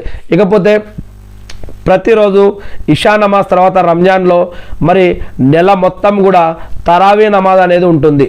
ఈ యొక్క తరావీ నమాజ్ కేవలం 3 రోజులు, వారం రోజులు, 10 రోజులు కాదు, నెల మొత్తం కూడా తరావీ నమాజ్ అనేది ఉంటుంది. ఈ యొక్క తరావీ నమాజ్ ఏదైతే ఉందో ఇది ఒంటరిగా అయినా చేసుకోవచ్చు, లేదా జమాత్తో అయినా చేసుకోవచ్చు, లేదా మస్జిద్లో అయినా చేసుకోవచ్చు, లేదా ఎవరికైనా ఖురాను సూరాలు ఇవన్నీ వస్తే ఇంట్లో అయినా చేసుకోవచ్చు. కానీ ఈ యొక్క తరావీ నమాజ్కి చాలా విలువ ఉంది, చాలా పుణ్యం ఉంది. ఇది తెలిస్తే కనుక ఎవరు వదలలేరు. అన్ని పుణ్యాలు ఉన్నాయి ఈ యొక్క తరావీ నమాజ్కి. మరి వీలైనంత ఎక్కువగా ఉపవాస సమయంలో మనం దాన ధర్మాలు చేయడం కోసం, మంచి పనులు చేయడం కోసం, ఖురాన్ చదవడం కోసం, నఫిల్ సున్నత్ నమాజులు చదవడం కోసం, మరియు పాప క్షమాపణ అల్లాని అడగడం, పాప విమోచన పొందడం, మనల్ని క్షమించమని అడగడం, ప్రార్థనలో దువాలు చేసుకోవడం, ఇతరులకి ఖురాన్ గురించి, ఇస్లాం గురించి, మరి ఇతరులకి, మన యొక్క ముస్లింలకైనా ఇతరులకైనా ఇస్లాం గురించి తెలియజేయటం, ఇటువంటి బోధన చేయడం, ఇవన్నీ కూడా ఆరాధనలో భాగాలే అని, ఉపవాస సమయంలో ఇటువంటివి ఎక్కువ చేస్తే ఇంకెక్కువ పుణ్యాలని మరి చెప్పడం జరుగుతుంది. ఉపవాస సమయంలో కొంతమంది అడుగుతారు ఉమ్మేయొచ్చా అని. ఉమ్ము మింగవచ్చు లేదా ఉమ్ము వేయవచ్చు. అదేం పెద్ద ఇటువంటివి మనం మసాలా చేయాల్సిన అవసరం లేదు. ఎందుకంటే మనం బయట నుంచి ఎనర్జీ ఇచ్చే ఫుడ్స్ అవి మనం ఒంట్లోకి తీసుకోకూడదు. ఇంజక్షన్లు కానీ, లేకపోతే టాబ్లెట్లు కానీ, లేకపోతే ఆహారం కానీ, నీళ్లు కానీ, ఇంకేదైనా బయట నుంచి లోపలికి తీసుకోకూడదు. లోపల ఏదైనా బయటకు వెళ్తే అది వేరే విషయం. ఇక ఎందుకంటే అసలు ఇంకా మంచి విషయం ఏమిటి అంటే, అల్లాహ్ సుబ్హానహు వ తఆలా మనకి అవకాశం ఇచ్చాడు. ఏం అవకాశం? ఎవరైతే అనారోగ్యంతో ఉన్నారో, ప్రయాణంలో ఉన్నారో అటువంటి వారు మీరు మీ యొక్క స్థితి మంచిగా అయినాక సంవత్సరంలో ఇతర రోజుల్లో కూడా మీరు అటువంటి వారు ఇతర రోజుల్లో కూడా మీరు పెట్టవచ్చు, మళ్ళా వచ్చే రంజాన్ లోపు. లేదా మరి బలవంతంగా ఏమేమో చేసుకొని అలా మనల్ని మనం టార్చర్ పెట్టుకొని ఉండాల్సిన అవసరం లేదు. నిజంగా అటువంటి సమస్యలు ఏవైనా ఉంటే వారు ఆ యొక్క ఆరోగ్యం చక్కబడ్డాక లేదా ప్రయాణం నుంచి వచ్చినాక మరి వారు తర్వాత రోజుల్లో కూడా చేసుకునే అవకాశాన్ని అల్లాహ్ కల్పించాడు. అల్లాహ్ కల్పించినప్పుడు అల్లాహ్ ఇచ్చినటువంటి నియమతని మనం స్వీకరించాలి. దాన్ని వ్యతిరేకించి బలవంతంగా మనల్ని మనం టార్చర్ పెట్టుకొని మరి ఇబ్బందులకు గురి కావడం ఎందుకు? ఇది అల్లాహ్ ఇచ్చినటువంటి అవకాశాలు ఏవైతే ఉన్నాయో ఆ యొక్క అవకాశాలని అనుభవించడం కూడా ఇబాదత్లో, ఆరాధనలో భాగాలే. ఎలాగైతే ఈ యొక్క నమాజు, ఉపవాసాలు, సదకా, ఖైరాతులు, జకాతులు, జుమ్రాలు, దాన ధర్మాలు ఇవన్నీ ఆరాధనలు అని ఎలా అంటున్నామో, అల్లాహ్ యొక్క ఆజ్ఞ దాన్ని ఒప్పుకోవటం, దాన్ని స్వీకరించడం, దాని ప్రకారం జీవించడం కూడా ఇది కూడా ఆరాధనలో భాగమే. ఎవరైతే ఉపవాసాలు ఉండలేమని అని ఎటువంటి బాధలు ఉన్నాయో అల్లాహ్ సుబ్హానహు వ తఆలా చెప్పాడు. ఎవరెవరు ఉండొచ్చు, ఎవరెవరు ఉండలేరు, ఉండలేనటువంటి వారు వాళ్ళు ఏం చేయాలి, వాళ్ళ తర్వాత ఏం చేయాలి, ఇవన్నీ కూడా స్టెప్ బై స్టెప్ కొన్ని రూల్స్ అండ్ రెగ్యులేషన్స్ చెప్పబడ్డాయి ఖురాన్లో కూడా, హదీస్లో కూడా. వాటి ప్రకారం అల్లాహ్ ఇచ్చిన నియమతల్ని మనం స్వీకరించడం కూడా అల్హమ్దులిల్లాహ్ ఆరాధనలో భాగాలని మనం గుర్తుపెట్టుకోవాలి. ఇక ఉపవాసంలో ఉన్నప్పుడు భార్యాభర్తలు మరి కలిసి రమ్మించకూడదు. పగటి సమయంలో, రాత్రిపూట అయితే వాళ్ళ ఇష్టం. అదేవిధంగా మరణం ఉన్నటువంటి వ్యాధి, ఏదైనా వ్యాధి ఉండి ఆ వ్యాధి వల్ల మరణానికి మేము ఉపవాసం ఉంటే చచ్చిపోతాం అనేటటువంటి వ్యాధి ఏదైనా ఉంటే, నిజంగా అటువంటి వ్యాధి ఉంటే వారి గురించి ఒక లెక్క ప్రకారం అన్నపానీయాలు, దాన ధర్మాలు మరి వీటికి సంబంధించి ఒక లెక్క చెప్పబడింది. ఇది కూడా మనం ఇన్షాల్లా ఖురాన్ మరియు హదీస్లో కూడా చెప్పబడింది. ఇది కూడా ఇంతకుముందే తెలుగు బుఖారీలో మనం చెప్పుకోవడం జరిగింది ఈ యొక్క విషయాలన్నీ కూడా. ఇంకా స్త్రీలు ఎవరైతే పీరియడ్స్లో, ఋతుస్రావంలో, డేట్లో ఉంటారో అటువంటి వారు సంవత్సరంలోని ఇతర దినాలలో ఈ యొక్క ఉపవాసాలు పూర్తి చేసుకోవాలని, అదేవిధంగా 7 సంవత్సరాలు నిండిన పిల్లల్ని ఎలాగైతే మనం నమాజు చేయాలని చెప్పి ఇస్లాంలో చెప్పడం జరిగిందో అలానే సహాబాలు కానీ ఇతరులు కానీ మరి చిన్నప్పటి నుంచే వారి యొక్క పిల్లలకి ఈ యొక్క ఉపవాసాల గురించి ట్రైనింగ్ ఇచ్చేవారు అనమాట. ఉపవాసం ఉన్నామని గొప్పలు చెప్పుకోకూడదు. ఎందుకంటే గొప్పలు చెప్పుకుంటే ఏమవుతుందో ఖురాన్లో 107వ సూరత్ చదివితే కనుక మీకే అర్థమవుతుంది. నేను ఆ సూరత్ చదివి వినిపిస్తాను చివరిలో. మరి ఇంతే కాకుండా ఎతేకాఫ్ కూడా ఉంది. ఈ యొక్క రంజాన్లో ఎతేకాఫ్ కూడా ఉంది. ఎతేకాఫ్ చాలా విలువైనటువంటి ప్రాముఖ్యత కలిగింది. ఎతేకాఫ్ గురించి నేను కొన్ని హదీసులు చదివి వినిపిస్తాను. ఎవరైతే ఎతేకాఫ్ ఉంటారో వాళ్ళకి అల్హమ్దులిల్లా ఎతేకాఫ్ రంజాన్లోను తర్వాత కూడా ఉంది. తర్వాత రోజుల్లో కూడా అంటే కొంతమంది మొక్కుకుంటారు అల్లాని మేము ఎతేకాఫ్ ఉంటామని. అందుకే మస్జిదులు ఈ యొక్క అమీర్లుగా సదరులుగా నాయకులుగా ఎవరైతే ఉన్నారో వారికి ఇటువంటి జ్ఞానం తెలిసి ఉండాలి. ఎవరైనా ఎతేకాఫ్ ఉంటామని మస్జిదులో అడిగినప్పుడు వారు పర్మిషన్ ఇవ్వడం మంచిది. వారి యొక్క డీటెయిల్స్ ఆధారో లేకపోతే ఏదైనా డీటెయిల్స్ తీసుకొని మరి ఆ యొక్క మస్జిద్లో వారికి ఆ యొక్క రాత్రిపూట మరి ఆ యొక్క ఎతేకాఫ్ పూర్తి చేయడం కోసం పర్మిషన్ ఇస్తే అల్హమ్దులిల్లా ఇది కూడా ఆరాధనలో భాగం. ఇక మరి రంజాన్లో కూడా ఈ యొక్క ఎతేకాఫ్ గురించి చెప్పడం జరిగింది. ఇతర రోజుల్లో కూడా సంవత్సరంలోనే. ఇక ఎతేకాఫ్ మస్జిద్లోనే చేయాలి, ఇంట్లో చేస్తే కుదరదు. మరియు ఎతేకాఫ్ అంటే ఏమిటి? ప్రపంచంలో ఉన్న బంధువులకి, అవసరాలకి, ఆశలకి, ఆలోచనలకి, అలవాట్లకి వీటన్నిటికీ దూరంగా ఉండాలి. వీటన్నిటిని కుర్బానీ చేసేయాలి. మనం భయభక్తులతోటి అల్లాను ఒంటరిగా ప్రత్యేకంగా ఆరాధించే పద్ధతి ఈ యొక్క ఎతేకాఫ్ పద్ధతి. దీనికి కొన్ని నియమ నిబంధనలు, కొన్ని ఆజ్ఞలు ఉన్నాయి. వీటి గురించి మనం ఇంతకుముందు ఖురాన్ మరియు హదీసుల్లో చెప్పుకోవడం జరిగింది. తెలుగు బుఖారీలో ఈ యొక్క విషయాలన్నీ కూడా చెప్పబడ్డాయి. ఇక పండుగ నమాజ్ కంటే ముందు ఫిత్రా అనే ఒక దానం ఉంది.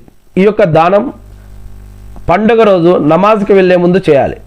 ఎలా చేయాలి, ఎంత చేయాలి, ఎవరు చేయాలి, ఈ యొక్క విషయాలు కూడా మనం ఖురాన్ మరియు హదీసుల ఆధారంగా ఇంతకుముందు తెలుగు బుఖారీలో చెప్పుకోవడం జరిగింది.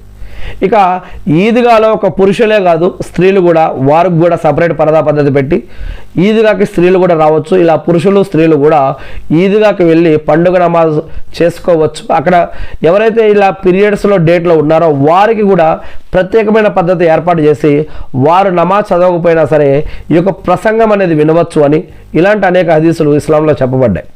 రంజాన్ ఉపవాసాలు ఉంటే స్వర్గభాగ్యమని, లేకుంటే వారు ఎటువంటి నష్టం కలుగుతుందో, మరి వారిపైన ఎటువంటి శాపం పడుతుందో మనం ఇంతకుముందు కొన్ని హదీసులు చెప్పుకున్నాం.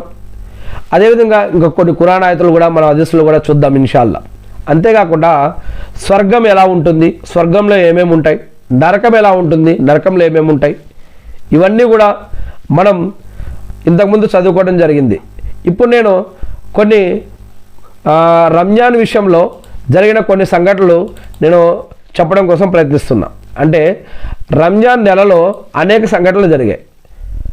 రంజాన్ నెలలో ప్రవక్త ముహమ్మద్ సల్లల్లాహు అలైహి వసల్లం గారు ఉన్నప్పుడు జరిగిన కొన్ని సంఘటనలు ఏమిటంటే ఈ యొక్క అనేక రంజాన్లో శాంతివంతమైనటువంటి నెల, కొన్ని చారిత్రక ఘటనలు. రంజాన్లో 21వ తేదీ సోమవారం మహానీయ ముహమ్మద్ సల్లల్లాహు అలైహి వసల్లం గారు మొట్టమొదటిసారిగా ఇక్రా సూరాలోని తొలి 5 సూక్తులతో దైవవాణి అవతరించింది అని, ఆనాటికి చంద్రమాన లెక్క ప్రకారం ఆయన వయసు 40 సంవత్సరాల 6 నెలల 12 రోజులని, సూర్యమానం ప్రకారం 39 సంవత్సరాల 3 నెలల 22 రోజులని చెప్తూ ఉన్నారు. కానీ నిజమైన ఈ యొక్క డేట్లు కొంచెం వెనక ముందు కూడా కావచ్చు. ఎందుకంటే అనేక రకాల హదీసులో అనేక రకాలుగా కొంతమంది హదీసువేత్తలు చెప్తా ఉన్నారు. ఇక రంజాన్ 17వ తేదీన హిజ్రీ శకం 2లో అంటే క్రీస్తు శకం 623లో భద్ర మైదానంలో సత్య అసత్యాల మధ్య మొట్టమొదటిసారిగా భీకర సంగ్రామం జరిగింది. ఇది బద్ర్ యుద్ధం. మక్కా అవిశ్వాసులు అపజయం పాలయ్యారు. మక్కా ముస్లింల యొక్క విజయం అయిందనమాట. అప్పుడు రంజాన్ నెల హిజ్రీ 2 క్రీస్తు శకం 623లో ఫిత్రా ఆదేశాలు వచ్చాయి. రంజాన్ నెల 21వ తేదీ హిజ్రీ శకం 8లో దైవ ప్రవక్త ముహమ్మద్ సల్లల్లాహు అలైహి వసల్లం గారు మక్కాను జయించారు. హిజ్రీ శకం 9 రంజాన్లో దైవ ప్రవక్త ముహమ్మద్ సల్లల్లాహు అలైహి వసల్లం గారు నాయకత్వంలో తబూక్ దండయాత్ర జరిగింది. అయితే రోమన్ సైన్యం ముందుకు రాకపోవడంతో యుద్ధం జరగలేదు. అదే సంవత్సరం రంజాన్లో తాయఫ్ నగరానికి చెందిన ఒక ప్రతినిధి బృందం దైవ ప్రవక్త ముహమ్మద్ సల్లల్లాహు అలైహి వసల్లం గారి సన్నిధికి వచ్చి ఇస్లాం స్వీకరించింది. ఈ బృందం మదీనాలో ఉండి ఇతర విధులు నెరవేర్చుకుంటూ రంజాన్ రోజాలు కూడా పాటించారు. ఇక రంజాన్ మాసంలోనే షాహాన్ హామీద్ ప్రతినిధులు మదీనా వచ్చి ఇస్లాం స్వీకరించారు. దైవప్రవక్త ముహమ్మద్ సల్లల్లాహు అలైహి వసల్లం గారు వారికి హక్కులు, బాధ్యతలు వీటికి సంబంధించి ఓ వ్రాతపూర్వకమైన దస్తావేజును బహూకరించారు. ఈ ఉత్తరం ఈనాడు ప్రపంచంలోనే ప్రఖ్యాత ఉత్తరాల్లో ఒకటిగా పరిగణించబడుతోంది. హిజ్రీ శకం 132 రంజాన్లో కైరోలోని అంటే ఈజిప్ట్లోని అజ్హార్ యూనివర్సిటీ నిర్మాణం పూర్తయింది. దానికి అనుబంధంగా కట్టిన మస్జిద్లో సామూహికంగా నమాజు ప్రారంభమైంది. హిజ్రీ శకం 584 రంజాన్లో సుల్తాన్ సలావుద్దీన్ అయ్యూబీ రహమతుల్లాహ్ నసారా సైనికులను చిత్తుగా ఓడించారు. అదే నెలలో చివరి నసారా రాజుకు చెందిన ప్రఖ్యాత ప్రాసాదము సఫద్ ముస్లింల కైవసమైంది. హిజ్రీ శకం 658 రంజాన్ నెలలో తాతారీలు బాగ్దాదుపై దాడి చేసి సర్వనాశనం చేశారు. దాంతో ముస్లింల ఖిలాఫత్ వ్యవస్థ అంతమైపోయింది. హిజ్రీ శకం 1393 రంజాన్లో జాతి అహంకార యూదులు సీనా భూభాగంపై దురాక్రమణ జరిపి అరబ్బుల నుండి సూయజ్ కాలువను హస్తగతం చేసుకున్నారు. ఆ తర్వాత ఈ శుభమాసంలోనే ఈజిప్టు సైనికులు సూయజ్ కాలువను దురాక్రమణదారుల నుంచి మళ్ళీ సాధించుకోగలిగారు. ఇలా మనకు తెలియని ఎన్నో సంఘటనలు ఈ యొక్క రంజాన్ టైంలో జరిగినాయి. లైలతుల్ కదర్ అంటే ఘనమైన రాత్రి, షబే కదర్ అని కూడా అంటారు దీన్ని. అంటే గౌరవనీయమైన రాత్రి. ఇస్లామీయ పరిభాషలో రంజాన్ చివరి దశకంలోని 5 బేసి రాత్రులలో ఒక రాత్రిని లైలతుల్ కదర్ అని అంటారు. దీని గురించి ఖురాన్లో ప్రత్యేకంగా సూరా కూడా ఇవ్వడం జరిగింది. ఇందులో ఆరాధించడం 1000 రాత్రుల కంటే గొప్పది. 1000 రాత్రులు కాదు, 1000 రాత్రుల కంటే. దీన్ని గొప్పతనాన్ని గురించి, ప్రాముఖ్యతను గురించి, ప్రాధాన్యతను గురించి అల్లాహ్ సుబ్హానహు వ తఆలా ఖురాన్లో చెప్పారు. ఏమని? నిశ్చయంగా మేము దీనిని, ఈ ఖురానును ఘనత గల రాత్రి అల్ ఖదర్లో అవతరింపజేశాము. ఖురాన్ ఎప్పుడు అవతరించింది? ఈ యొక్క రంజాన్లో లైలతుల్ ఖదర్ రాత్రిలో అవతరించబడింది అని ఈ యొక్క ఖురాన్ వాక్యంలో 97వ సూరా 5 వాక్యాలలో చెప్పడం జరుగుతూ ఉంది. ఆ ఘనత గల రాత్రి అంటే ఏమిటో నీకేం తెలుసు?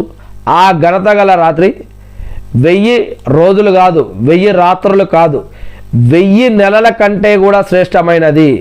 ఎన్ని? 1000 నెలలు కంటే కూడా శ్రేష్టమైనది. ఆ రాత్రిలో దైవదూతలు మరియు జిబ్రీల్ అలైహిస్సలాం, గాబ్రియల్ దూత, తమ ప్రభువు అనుమతితో ప్రతి వ్యవహారానికి సంబంధించిన ఆజ్ఞలు తీసుకొని భూమి నుంచి దిగి, ఈ యొక్క భూమి నుంచి, ఆకాశం నుంచి ఈ యొక్క భూమి మీదకి దిగి వస్తారు. ఆ రాత్రిలో తెల్లవారే వరకు శాంతి వర్ధిల్లుతూనే ఉంటుంది అని. ఈ సూరా యొక్క అవతరణ కారణం ఏమిటి అంటే, ప్రవక్త ముహమ్మద్ సల్లల్లాహు అలైహి వసల్లం గారు బనీ ఇజ్రాయిల్కు చెందిన 4 భక్తుల గురించి ప్రస్తావించారు. వీరు 80 సంవత్సరాల వరకు అల్లాను ఆరాధించారు. ఒక రవ్వంత కూడా దైవ అవిధేయతకు పాల్పడలేదు. వీరు అయ్యూబ్ అలైహిస్సలాం, జకరియా అలైహిస్సలాం, హిజ్కీల్ అలైహిస్సలాం, యషహా అలైహిస్సలాం. ప్రవక్త ముహమ్మద్ సల్లల్లాహు అలైహి వసల్లం గారి అనుచరులకు చాలా ఆశ్చర్యం వేసింది. అప్పుడు ప్రవక్త ముహమ్మద్ సల్లల్లాహు అలైహి వసల్లం గారి వద్దకు జిబ్రీల్ అలైహిస్సలాం గారు వచ్చి ఇలా అన్నారు: ఓ ముహమ్మద్ సల్లల్లాహు అలైహి వసల్లం గారు, ఈ బృందం ఆ ఆరాధన పట్ల ఆశ్చర్యం వ్యక్తం చేసింది. ఈ యొక్క ఆరాధన, ఈ బృందం కనుక అల్లాహ్ సుబ్హానహు వ తఆలా అంతకంటే ఉన్నతమైన విషయాన్ని అవతరింపజేశాడు. అదేమిటి? అదే షబే కదర్. అది మీరు మీ యొక్క సమాజం ఆశ్చర్యం చెందిన దానికంటే కూడా ఉత్తమమైనది అని అన్నారు. ప్రవక్త ముహమ్మద్ సల్లల్లాహు అలైహి వసల్లం గారు మరియు ఆయన అనుచరులు చాలా సంతోషించారు. ఈ యొక్క హదీస్ ఇబ్నే కసీర్, ఇబ్నే అబీ హాతిమ్లో కూడా చెప్పబడింది. ఈ యొక్క దీని భావాన్ని కూడా, ఈ రాత్రుల్లో చాలా సత్కార్యం, ఉపవాసం, నమాజ్, 1000 సంవత్సరాల ఉపవాసాలు, నమాజుల కంటే కూడా ఉత్తమమైనదిగా దీన్ని ఇబ్నే కసీర్లో చెప్పడం జరిగింది.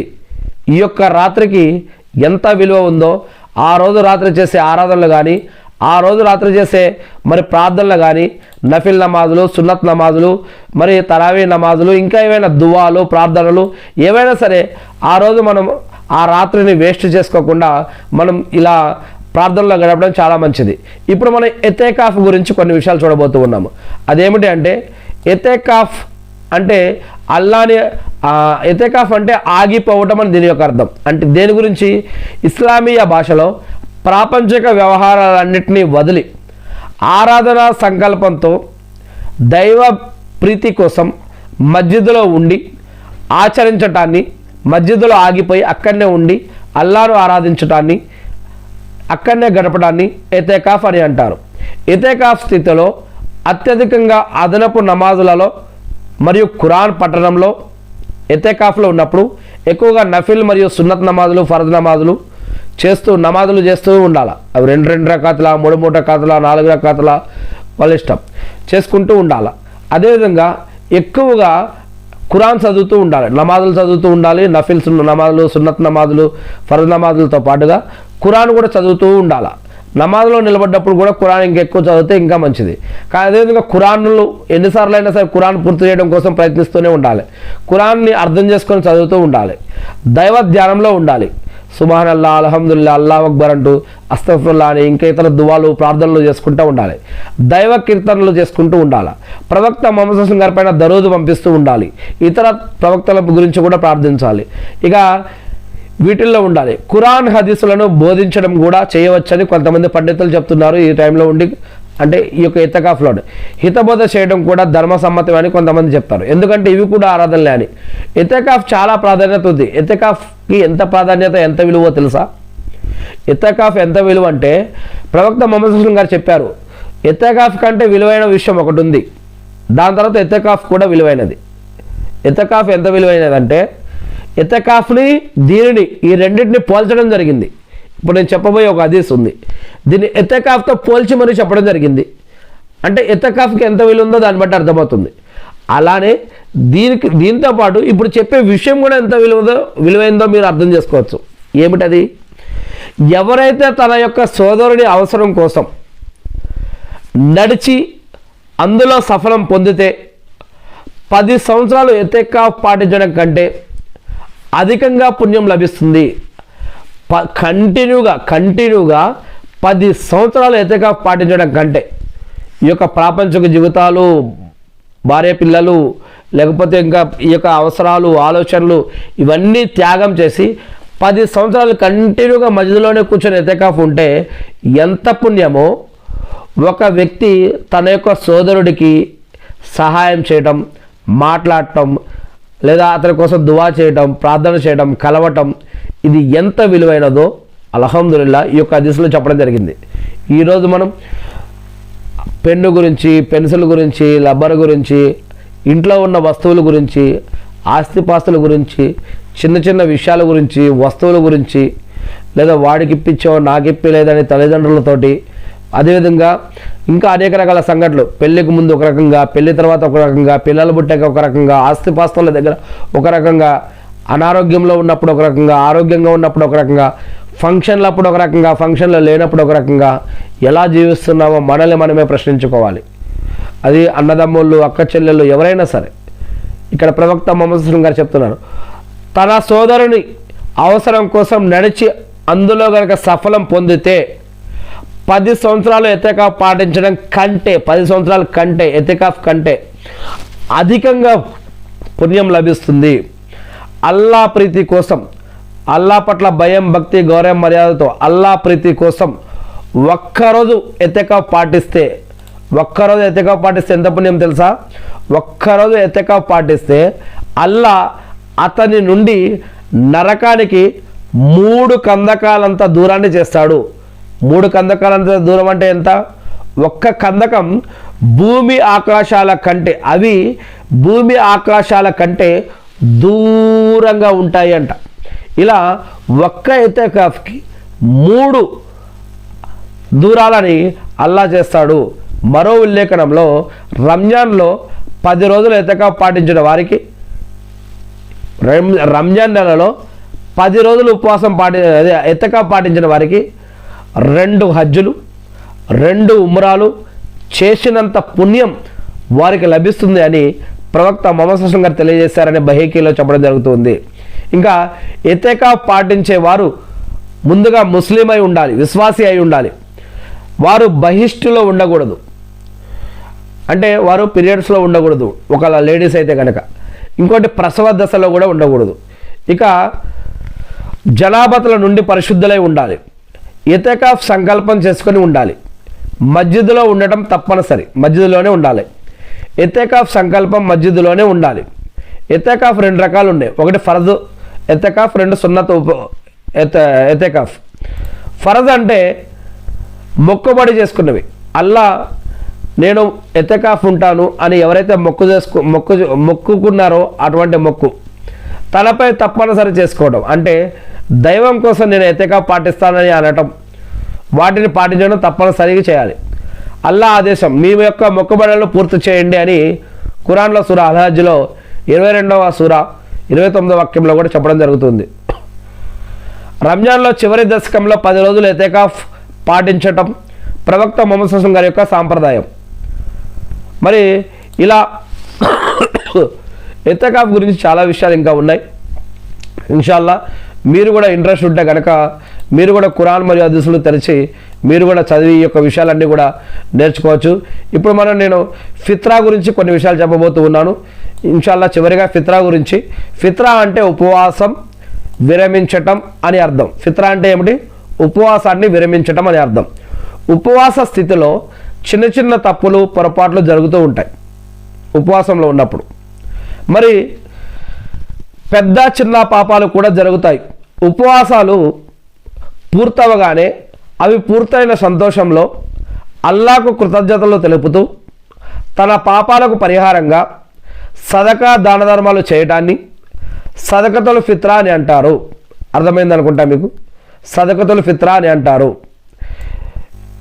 ఉపవాసంలో రంజాన్లో మన ద్వారా జరిగిపోయిన తప్పుల కోసం ఈ యొక్క సదకతుల్ ఫిత్రా అనేది చేయాలి.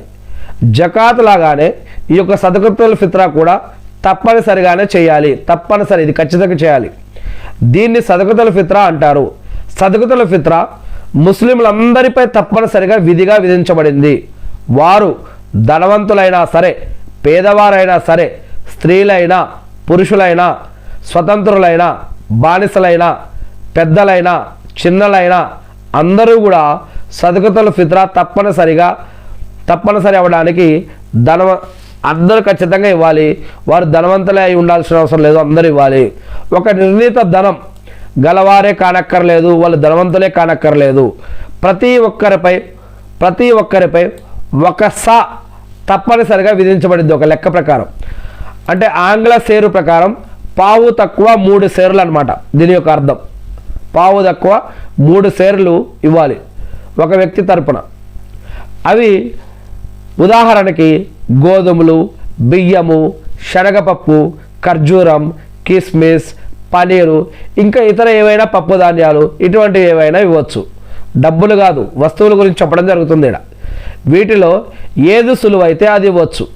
అబూ సయీద్ ఖుద్రీ రజియల్లాహు గారి ఉల్లేఖనం ప్రకారం మేము ప్రవక్త ముహమ్మద్ సల్లల్లాహు అలైహి వసల్లం కాలంలో ఒక సా గోధుమలు లేదా ఒక సా యవ్వలు లేదా ఒక సా పనీరు లేదా ఒక సా కిస్మిస్ సదకతుల్ ఫిత్రాగా చెల్లించే వాళ్ళం అని ఇలా బుఖారీ మరియు ముస్లిం హదీస్ గ్రంథంలో మరియు మిస్కాతుల్ మసాబీలో కూడా చెప్పడం జరుగుతుంది. ఇక ఒక పేదవాడు సగం సా గోధుమలు ఇస్తే సరిపోతుంది అని.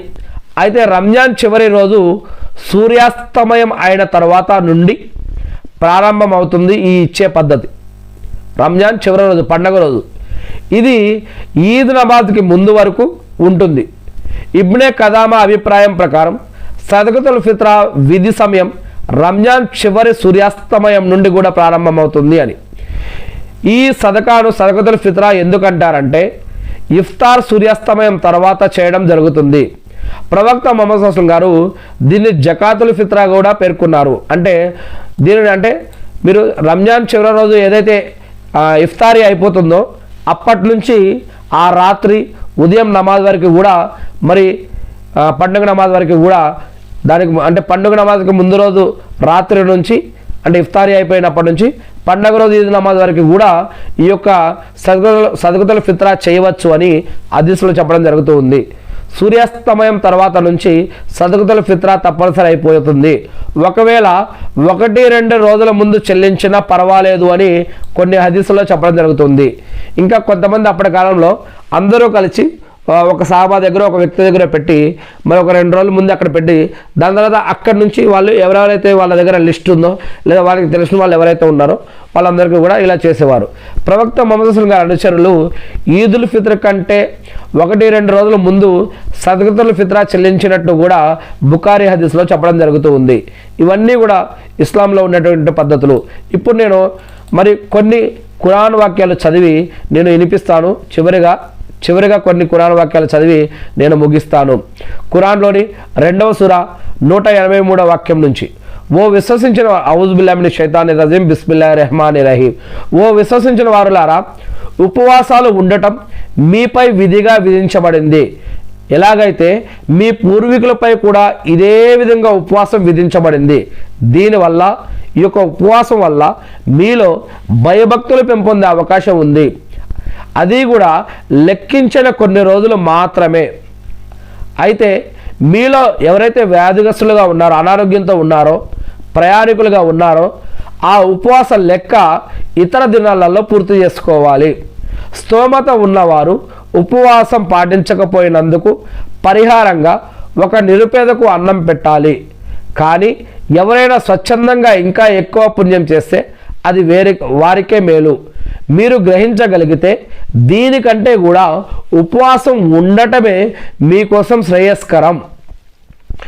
అంటే ఎవరైతే కొంతమంది చావతికల్లో ఉండి ఉపవాసం ఉండలేని వాళ్ళు ఇట్లాంటి దాన్ని ఉపయోగించుకోవచ్చు అనమాట. ఇక ఖురాన్లో 2వ సూర 185వ వాక్యం, రంజాన్ నెల ఖురాన్ అవతరింపజేయబడినటువంటి నెల. అది మానవులందరికీ కూడా మార్గదర్శకత్వం. ఆ యొక్క ఖురాన్, ఇస్లాం, రంజాన్, ఉపవాసాలు ఇవన్నీ కూడా మానవులందరికీ మార్గదర్శకత్వం. అందులో ఖురాన్లో సన్మార్గంతో పాటు సత్యమేది, అసత్యమేది, మంచేది, చెడేది, పాపమేది, పుణ్యమేది, హరామేది, హలాలేది, ఇలా సత్య అసత్యాలను వేరుపరిచే స్పష్టమైన నిదర్శనాలు దానిలో ఉన్నాయి. కనుక మీలో ఎవరైతే ఈ నెలను చూస్తారో వారు ఖచ్చితంగా ఉపవాసాలు ఉండాలి. అయితే రోగగ్రస్తునిగానో ప్రయాణికునిగానో ఉన్నవారు ఇతర దినాలలో ఈ లెక్కను పూర్తి చేయాలి. అల్లా మీకు సౌలభ్యాన్ని సమకూర్చదలుస్తున్నాడే కానీ మిమ్మల్ని కష్టపెట్టదలుచుకోవట్లేదు.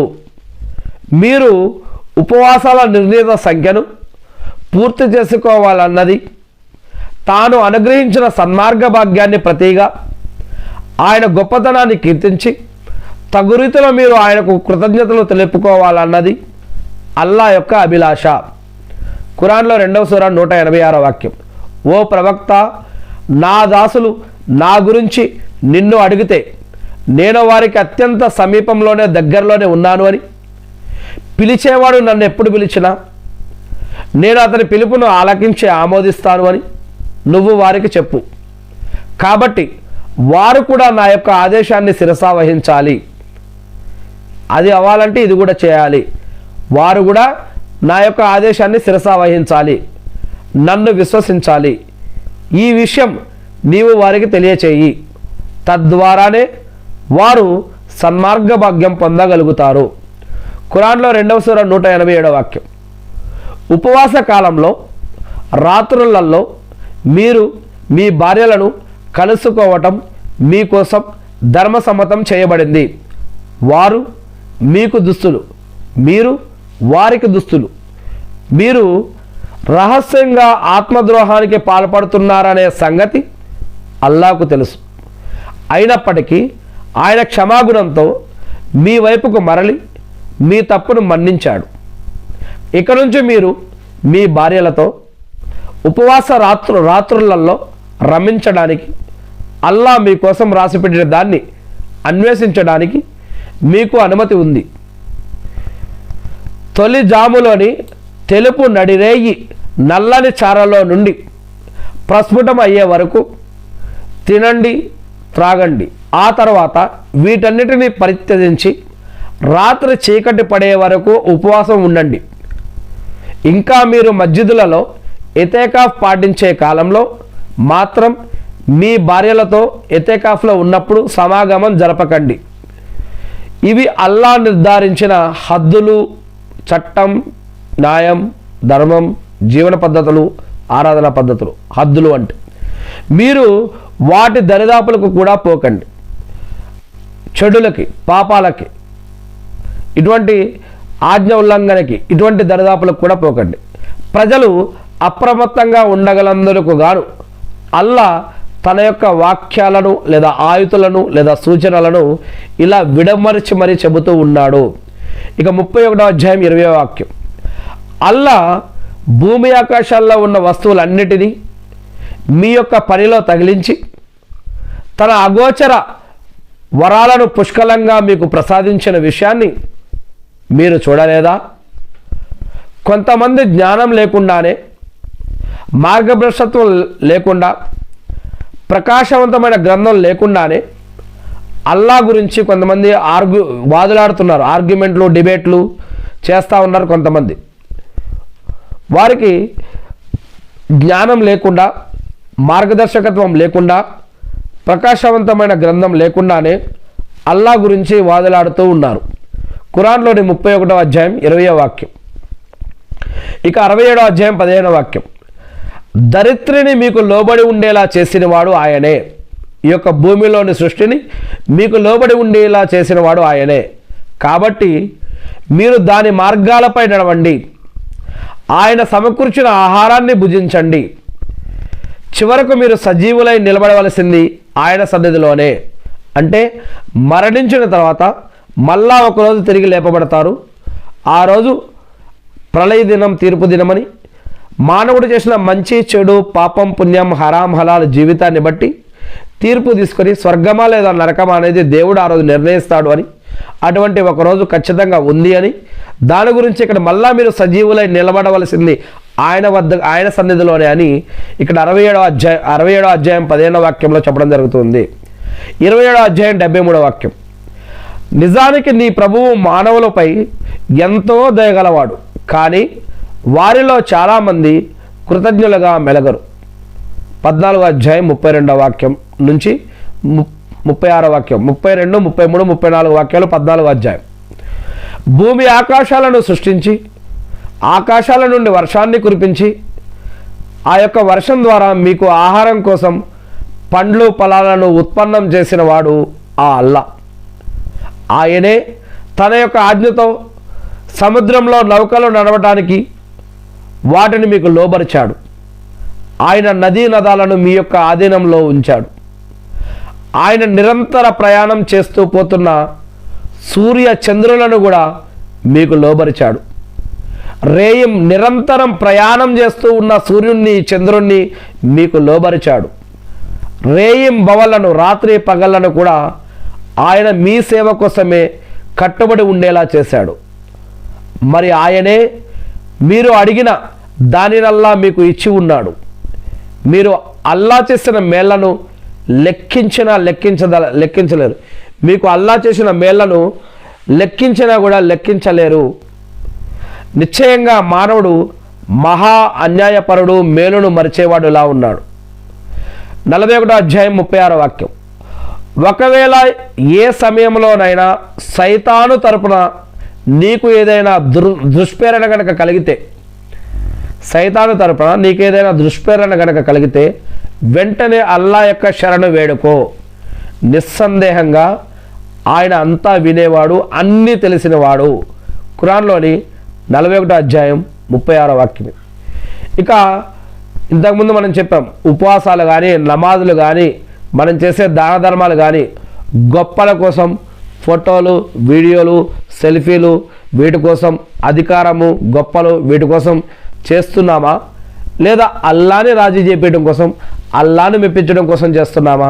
ఒక్కసారి మనల్ని మనం ప్రశ్నించుకోవాలి.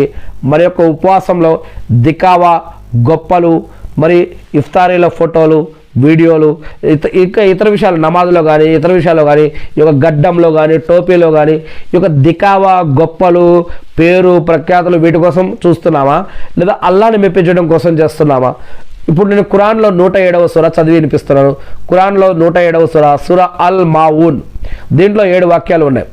తీర్పు దినమును ధిక్కరించే వాడిని నీవు చూసావా, వీడే అనాథను గెంటివేసేవాడు. ఖురాన్లో అనేక చోట్ల చెప్పబడింది ఏమిటంటే, విశ్వసించి సత్కార్యాలు, ఎలాగైతే నమాజు జకాత్, నమాజు జకాత్, నమాజు జకాత్ అని ఏ విధంగా ఇలా 2 పదాలు చాలాసార్లు కలిసి చెప్పడం జరిగిందో, మీరు నమాజ్ చేయండి జకాత్ ఇవ్వండి, నమాజ్ చేయండి జకాత్ ఇవ్వండి అని, అదేవిధంగా మీరు మద్యము జూదము, మద్యము జూదము, మద్యము జూదము వీటికి దూరంగా ఉండండి అని, ఇవి పాపాలు, నేరాలు, ఘోరాలు, మోసాలు, ఇటువంటి వాటికి దూరంగా ఉండండి అని.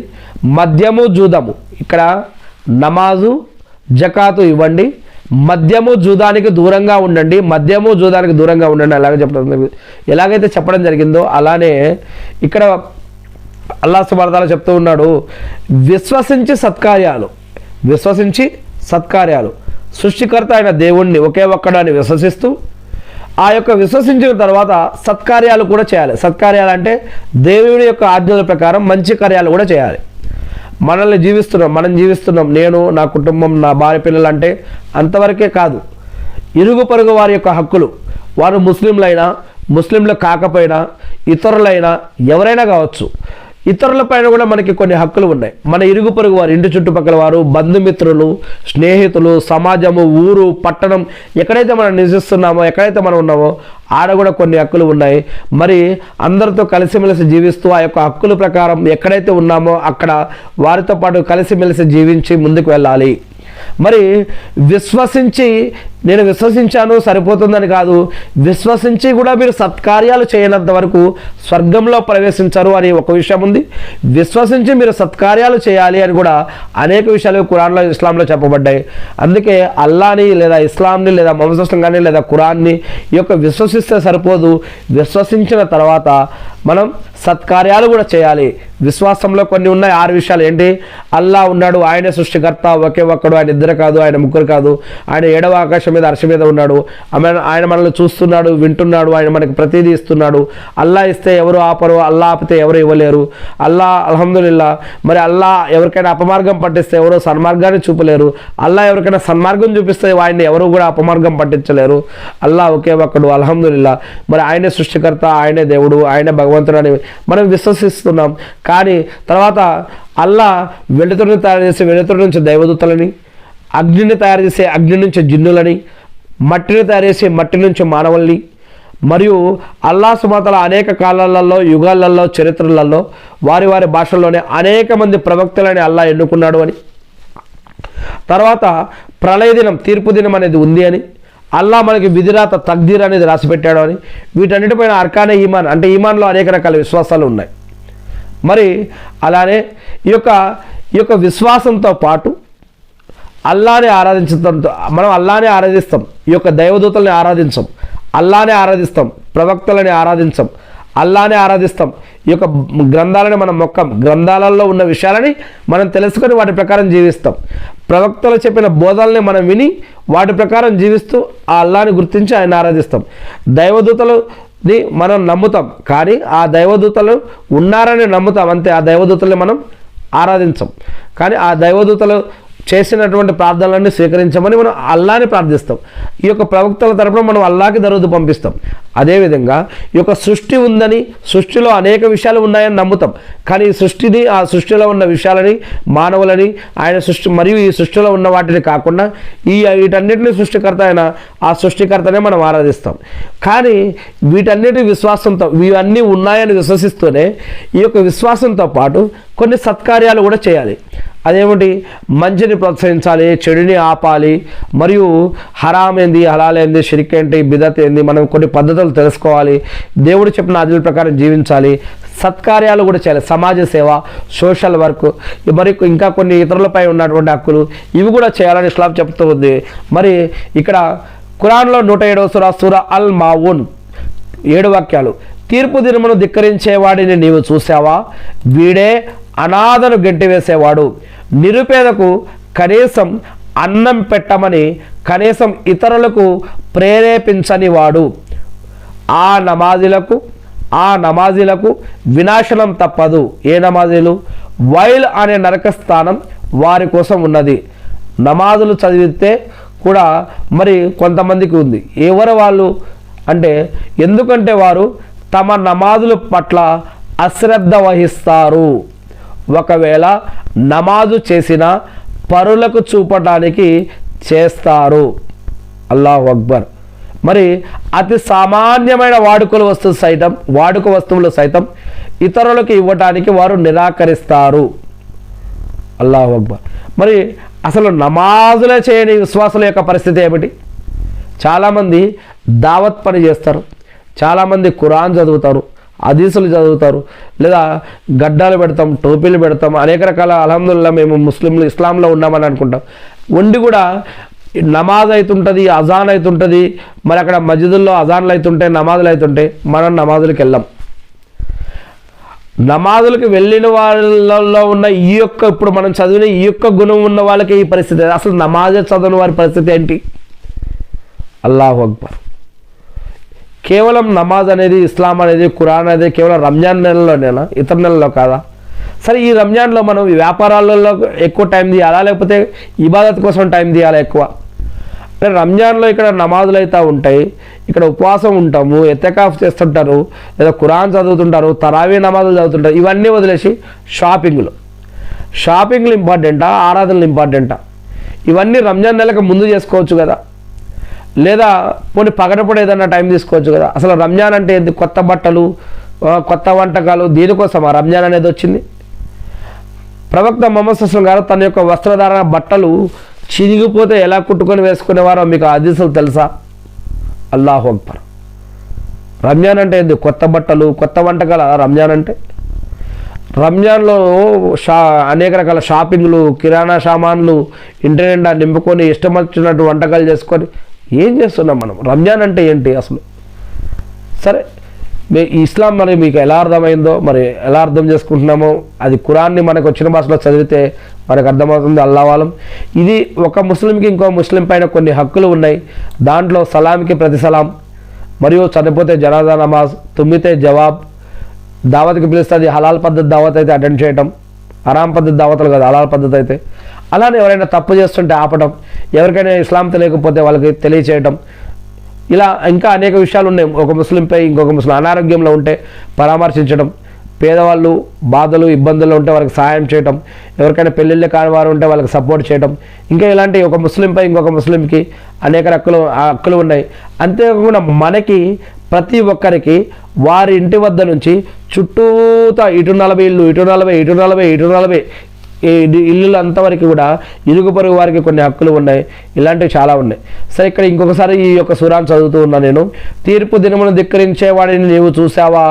వీడే అనాథను గెంటివేసేవాడు, నిరుపేదకు అన్నం పెట్టమని కనీసం ఇతరులకు ప్రేరేపించని వాడు. ఆ నమాజీలకు వినాశనం తప్పదు. వైల్ అనే నరకస్థానం వారి కోసం ఉన్నది. ఎందుకంటే వారు తమ నమాజుల పట్ల అశ్రద్ధ వహిస్తారు. వారు ఒకవేళ నమాజు చేసినా పరులకు చూపడానికి చేస్తారు. అతి సామాన్యమైన వాడుక వస్తువులు సైతం వారు ఇతరులకు ఇవ్వడానికి వారు నిరాకరిస్తారు. మరి ఈరోజు మనం మొబైళ్ళ మీద, టీవీల మీద, ఫ్రిడ్జ్ల మీద, వస్తువుల మీద, ఇంకా కొన్ని నగల మీద, ఇంకా కొన్ని వస్తువుల మీద ఎలా ఇష్టం పెట్టుకుని ఉన్నాం. మనందరం కూడా చనిపోవాల్సిన వారమే. ఈ వస్తువుల ప్రేమ మనకి ఏ విధంగా పనికొస్తుంది ఒక్కసారి మనల్ని మనం ప్రశ్నించుకోవాలి. అల్లాహు అక్బర్. ఇంకొక క్షణం తర్వాత మనం బ్రతుకుంటామో లేదో కూడా తెలియదు మనకి. ఈ వస్తువుల ప్రేమ మనకి ఏం పనికొస్తుందో ఏమో. ఇక ఖురాన్లో మొదటి సూరా అల్ ఫాతిహా. ప్రతి నమాజులో, ప్రతి రకాతులో ప్రతి ముస్లిం కూడా, ఇమామే కాదు, ఇమాం వెనుక నిలబడ్డ ముక్తదీలు కూడా మనసులోకైనా బయటకైనా సరే ఈ సూరా ఖచ్చితంగా చదవాల్సిందే. ఈ సూరా చదవకపోతే నమాజ్ కాదని అనేక హదీసుల్లో చెప్పడం జరుగుతూ ఉంది. ఇదే ఖురాన్లో మొదటి సూరా అదే 1587 వాక్యంలోనే ఇంకొక దగ్గర అల్లాహ్ సుబ్హానహు వ తఆలా తెలియజేస్తున్నారు, ఓ ప్రవక్త ముహమ్మద్ సల్లల్లాహు గారు, నేను మీకు 7 వాక్యాలను ఇచ్చాను, 7 వాక్యాలు మళ్ళీ ఇచ్చాను, 7 వాక్యాలను కలుపుతూ పూర్తిగా ఖురాన్ని మీపై ఇచ్చాను అని చెప్తూ ఉన్నాడు. 7 వాక్యాలు. అల్లాహు అక్బర్. ఈరోజు ఫాతిహా పేరుతోటి ఏమేమో జరుగుతూ ఉన్నాయి. ఈ మనకి తెలిసిన ఈ యొక్క ఖురాన్లో ఉన్న ఫాతిహా అర్థం ఏమిటి? అల్లాహు అక్బర్. ఒక్కసారి నేను ఆ 7 వాక్యాలు చదివి వినిపిస్తాను. ఔజు బిల్లాహి మినష్ షైతానిర్ రజీమ్ బిస్మిల్లాహిర్ రహ్మానిర్ రహీం. అపార కరుణామయుడు పరమ కృపాశీలుడైన అల్లా పేరుతో ప్రశంసలు పొగడ్తలు అన్నీ అల్లాహకు మాత్రమే శోభిస్తాయి. ఆయనే సమస్త లోకాలకు పోషకుడు. అపార కరుణామయుడు పరమ కృపాశీలుడు ప్రతిఫల దినానికి అంటే ప్రళయ దినానికి యజమాని. ఓ అల్లాహ్, మేము నిన్నే ఆరాధిస్తున్నాము, సహాయం కోసం నిన్ను మాత్రమే ఆరాధిస్తూ ఉన్నాము. మాకు రుజుమార్గం చూపించు, సన్మార్గం చూపించు. నీవు అనుగ్రహించిన వారి మార్గం, నీ ఆగ్రహానికి గురి కాని వారి అపమార్గానికి లోని కాని వారి మార్గం మాకు చూపు వల్ల. ఆమెన్. ఇది ఖురాన్లో ఉన్నటువంటి సూర ఫాతిహాలోని 7 వాక్యాల యొక్క అర్థం. దీనిని మనం ఈరోజు ఎక్కడెక్కడ అర్పిస్తున్నాం, ఎక్కడెక్కడ చేస్తున్నాం, ఒక్కసారి మనం ఇస్లాహ్ చేసుకోవాలి, ప్రశ్నించుకోవాలి. దీంట్లో 7 వాక్యాలు ఉన్నాయి. ముందుగా అల్లాని స్తుతించడం, అల్లాని పొగడటం, అల్లాని క్షమాపణ అడగడం, అల్లాని మనకేం కావాలో అది అడగడం, అల్లాని మనకి స్వర్గాన్ని ప్రసాదించమని అడగడం, ఇలాంటి అనేక విషయాలు ఈ యొక్క సూరాలో ఉన్నాయి. అపార కరుణామయుడు పరమ కృపాశీలుడైన అల్లా పేరుతో ప్రశంసలు పొగడ్తలు అన్నీ అల్లాహకు మాత్రమే శోభిస్తాయి. ఆయనే సమస్త లోకాలకు పోషకుడు అని. ప్రశంసలు పొగడ్తలు అన్నీ అల్లాహకు మాత్రమే శోభిస్తాయి అని ఈ యొక్క ఆయతలో ఉంది. 2వ వాక్యంలో సూర ఫాతిహాలో ఈ యొక్క ప్రశంసలు పొగడ్తలు ఈరోజు స్టేజీల పైన కానీ, పాటలలో కానీ, మ్యూజిక్ల్లో కానీ, సాంగ్స్లో కానీ, కవాలీలలో కానీ, నాతుల్లో కానీ ఈ ప్రశంసలు పొగడ్తలు అన్నీ అల్లాహకి చెందుతున్నాయా, వేరే వాళ్ళకి కూడా మనం చేస్తున్నామా? ఒక విశ్వాసి అయి ఉండి. ఇక సమస్త లోకాలకు పోషకుడు అని ఉంది ఇక్కడ 2వ వాక్యంలోనే. అంటే సమస్త లోకాలకు పోషకుడు. అల్లా ఇస్తే ఎవరు ఇవ్వలేరు, అల్లా ఆపితే ఎవరు ఇవ్వలేరు. అల్లా ఇస్తే ఎవరు ఆపలేరు, అల్లా ఆపితే ఎవరు ఇవ్వలేరు. మరి కొంతమంది సమాధులు బాబాల దగ్గరికి వెళ్ళి మాకు పిల్లలు కావాలా, జాబులు కావాలా, బరకత్ కావాలా, అరకత్ కావాలని ఎవరెవరో ఎక్కడెక్కడికో వెళ్ళి ఏమేమో అర్థిస్తూ ఉన్నారు. మరి అల్లాని అర్థిస్తున్నామా, ఎవరిని అర్థిస్తున్నాం? మరి ఈ యొక్క సమస్త లోకాలకు పోషకుడు అల్లా అయినప్పుడు ఖురాన్లో అల్లా ఒక విషయం చెప్తున్నారు. ఏమని? మీరు సంతానాన్ని పోషించలేమేమో అనే భయంతో సంతాన హత్య చేయకండి అని చెప్తున్నాడు. మేము పోషించలేమేమో అనే భయంతో మీరు పెళ్లి చేసుకోకుండా ఉండవద్దు, మీరు పెళ్లి చేసుకోండి అని చెప్పడం జరుగుతుంది. మీ యొక్క ఇరుగు పొరుగు వాళ్ళల్లో బంధుమిత్రుల్లో కూడా ఎవరికైతే పెళ్ళిళ్ళు కాలేదో వారికి మీరు సహాయం చేసి వారికి పెళ్ళిళ్ళు చేయండి అని చెప్పడం జరుగుతుంది. మరి అదేవిధంగా పోషించలేమేమో అనే భయంతో సంతానాన్ని హత్య చేయవద్దని చెప్పడం జరుగుతుంది. అబార్షన్లో కూడా ఇస్లాం ప్రకారం పాపం, నేరం, ఘోరం అన్నమాట. అబార్షన్లో కూడా ఇస్లాం ప్రకారం ఇదే ఆయతతో చూసుకోండి మీరు. అదేవిధంగా అల్లా చెప్తున్నాడు, మీకు కానీ మరియు ఆకాశంలో ఉన్న పక్షులకి కానీ, సముద్రంలో ఉన్న జీవరాశులు, చేపలు, వేరేటికి కానీ, కొండల్లో, అడవుల్లో, పర్వతాలలో, చెట్లల్లో, రాళ్ళ మీద, రాళ్ళ కింద, మంచులో, అగ్నిలో, బయట ఎక్కడ ఉన్నా సరే ఏ ప్రాణికైనా సరే ఉపాధిని ఇచ్చేది మేమే. అవి రేపటి కోసం ఏమీ దాచుకోకపోయినా వాటిని మేము పోషిస్తున్నాం. మీకు కూడా మేము ఉపాధిని ఇస్తాం. మీరు నా మీద నమ్మకం పెట్టండి, మేము చెప్పినట్లు మీరు జీవించండి, మేము మీకు సహాయం చేస్తామని అల్లా చెప్తూ ఉన్నాడు. మరి ఆయన సమస్త లోకాలకు పోషకుడు అని, ప్రశంసలకు పొగడతలన్నిటికీ ఆయనకే శోభిస్తాయని ఖురాన్లో మొదటి సూర 2వ వాక్యంలో ఈ యొక్క విషయం ఉంది. మరియు ఆయన అపార కరుణామయుడు, అపార కృపాశీలుడు, ప్రతిఫల దినానికి యజమాని. అంటే ప్రళయ దినానికి, తీర్పు దినానికి, జడ్జిమెంట్ డానికి, స్వర్గాన్ని నరకాన్ని ఇచ్చేవాడు కేవలం ఆయనే, తీర్పు చేసేవాడు ఆయనే అని, ఆ ప్రళయ దినానికి ఆయనే యజమాని అని 4వ వాక్యంలో చెప్పడం జరుగుతూ ఉంది. ఇక మేము నిన్నే ఆరాధిస్తున్నాం, సహాయం కోసం నిన్ను మాత్రమే అర్థిస్తున్నాం. అంటే దీని యొక్క అర్థం ఏమిటి? కేవలం అల్లానే ఆరాధిస్తున్నాం, సహాయాన్ని కూడా అల్లా నుంచి అర్థిస్తున్నాము అని అంటే మరి ఈరోజు ఈ యొక్క బాబాలు, సమాధులు, ఇంకా వేరే వేడుకలు వచ్చాయి. ఇకపోతే మాకు రుజుమార్గం, సన్మార్గం చూపించు. అదేవిధంగా స్వర్గానికి పోవాలి, నరకం నుంచి రక్షించబడాలి. ఇక్కడ షిర్క్ ఏదో, బిదాత్ ఏదో, హలాల్ ఏదో, హరామ్ ఏదో మంచేదో చెడేదో పాపమేదో పుణ్యమేదో మాకు తెలియచెయ్యి, మేము సరైన మార్గం ప్రకారం జీవించే భాగ్యాన్ని మాకు ప్రసాదించు, స్వర్గానికి వెళ్ళే మార్గాన్ని మాకు ప్రసాదించు, మాకు రుజు మార్గాన్ని ప్రసాదించు అని 6వ వాక్యం ద్వారా మనకు అర్థమవుతుంది. ఇక 7వ వాక్యం, చివరి వాక్యం, నీవు అనుగ్రహించిన వారి మార్గం నీ ఆగ్రహానికి గురికాని వారి అపమార్గానికి లోని కాని వారి మార్గం మాకు చూపు. ఆమీన్. అంటే అల్లా నువ్వు ఎవరినైతే మార్గభ్రష్టత్వం చేసి ఎవరినైతే నువ్వు నరకానికి పంపిస్తావో, అల్లా నువ్వు ఎవరినైతే శిక్షిస్తావో, ఎవరినైతే ఆగ్రహం చేసుకుంటావో, ఎవరి మీద అయితే కోపగించుకుంటావో, ఎవరినైతే నీవు నాశనం చేశావో అల్లా అటువంటి వారి నుంచి, అటువంటి మార్గం నుంచి మమ్మల్ని కాపాడు. మమ్మల్ని మీ యొక్క రెహమత్ తోటి, మీ కరుణతోటి అల్లా మాకు స్వర్గభాగ్యానికి వెళ్ళే మార్గం చూపు. అటువంటి చెడుల నుంచి, చెడు స్నేహం నుంచి, చెడ్డవారి నుంచి మమ్మల్ని సరైన మార్గం వైపు తీసుకురా, మాకు సరైన మార్గం చూపు అని ఇలాంటి అనేక విషయాలు, నీవు అనుగ్రహించిన వారి మార్గం నీ ఆగ్రహానికి గురి కాని వారి అపమార్గానికి లోని కాని వారి మార్గం చూపు. ఆమీన్ అని దీంట్లో ఇలాంటి అనేక విషయాలు అర్థాలు ఉన్నాయి. దీని గురించి చెప్పుకుంటే అసలు ఈ రోజంతా కాదు, ఈ నెలంతా కాదు, అసలు ఈ ఖురాన్ మొత్తంలోనే ప్రతి ఆయత కూడా మీరు ఈ 7 వాక్యాలకి కనెక్టింగ్ ఉంటుంది. ఏదైనా చదివి చూసుకోండి, అల్హమ్దులిల్లా. ఇక ఖురాన్లో 112, 113, 114 చివరి సూరాలు చదివి నేను ఇన్షాల్లా ముగిస్తాను. ఖురాన్లో సూరా ఇఖ్లాస్, దీంట్లో 4 వాక్యాలు ఉన్నాయి. ఓ ముహమ్మద్ సల్లల్లాహు అలైహి వసల్లం, నీవు వారికి ఈ విధంగా చెప్పు. అంటే అక్కడ ఉన్నటువంటి కురైషులు ఆనాడు ప్రవక్త ముహమ్మద్ సల్లల్లాహు అలైహి వసల్లం గారిని అడుగుతున్నారు, ఏమని? ఈ మక్కా దగ్గర ఉన్న వేరే బొమ్మలు లేదా ఫోటోలు లేదా చెట్టు లేదా రాళ్ళు వీటన్నిటిని మేము అల్లా అనుకుంటున్నాం, నువ్వు చెప్పే అల్లా ఎవరు అని అన్నప్పుడు ఓ ముహమ్మద్ సల్లల్లాహు అలైహి వసల్లం వారికి ఇలా చెప్పు. అల్లా ఖురాన్ వాక్యాన్ని అప్పుడు అవతరింపజేస్తాడు. ఏమని? ఖురాన్లో 112వ సూర, అల్లా నిజమైన ఆరాధ్యుడు ఒకే ఒక్కడు, అల్లా నిరపేక్షపరుడు, ఆయన ఏ అక్కర ఏ అవసరం లేనివాడు. ఆ అల్లా ఎవరిని కనలేదు, ఆ అల్లా కూడా ఎవరికి పుట్టినవాడు కాదు. అల్లా ఆయనకు సరి సమానుడు, ఆయనతో సరి సమానుడు మరియు ఆయనతో పోల్చదగిన వాడు కూడా ఎవడూ లేడు, ఏదీ లేదు. అల్లాహు అక్బర్. ఇక చివరిగా ఇంకో 2 సూరాలు, 113వ సూర, సూర అల్ ఫలక్, దీంట్లో 5 వాక్యాలు ఉన్నాయి. అంటే ఇంతకుముందు మనం ఒక ఖురాన్ వాక్యం చదివాం, మనకి సైతాను ప్రేరణ కలిగిన బాధలు వచ్చినా, కష్టాలు వచ్చినా, నష్టాలు వచ్చినా, బాధలు వచ్చినా, ఇబ్బందులు వచ్చినా అల్లాను అర్థించే కొన్ని ప్రార్థనలు అల్లా ఖురాన్లో నేర్పున్నాడు. అవి ఏమిటి అంటే దాంట్లో ఒకటి ఈ సూరా అల్ ఫలక్, దాని తర్వాత సూరా అన్నాస్. ఏమని చెప్పు, నేను ప్రాతకాల ప్రభు శరణ కోరుతూ ఉన్నాను, ఆయన సృష్టించిన వాటన్నిటికీడుల నుంచి నేను ఆయన రక్షణే కోరుకుంటున్నాను. కటికి చీకటి కమ్ముకున్నప్పటి రాత్రి చీకటి కీడు నుంచి నేను అల్లాహని రక్షణ వేడుకుంటున్నాను. మంత్రించి ముడులలో ఊదే వారి కీడు నుంచి నేను అల్లా రక్షణ వేడుకుంటున్నాను.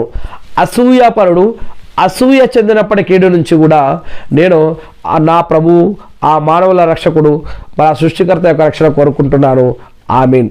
ఇక చివరిగా 114వ సూర, సూర అన్నాస్, దీంట్లో ఈ విధంగా చెప్పు, నేను మానవుల చక్రవర్తి రక్షణ కోరుతున్నాను, మానవుల యొక్క ప్రభు రక్షణ కోరుతున్నాను.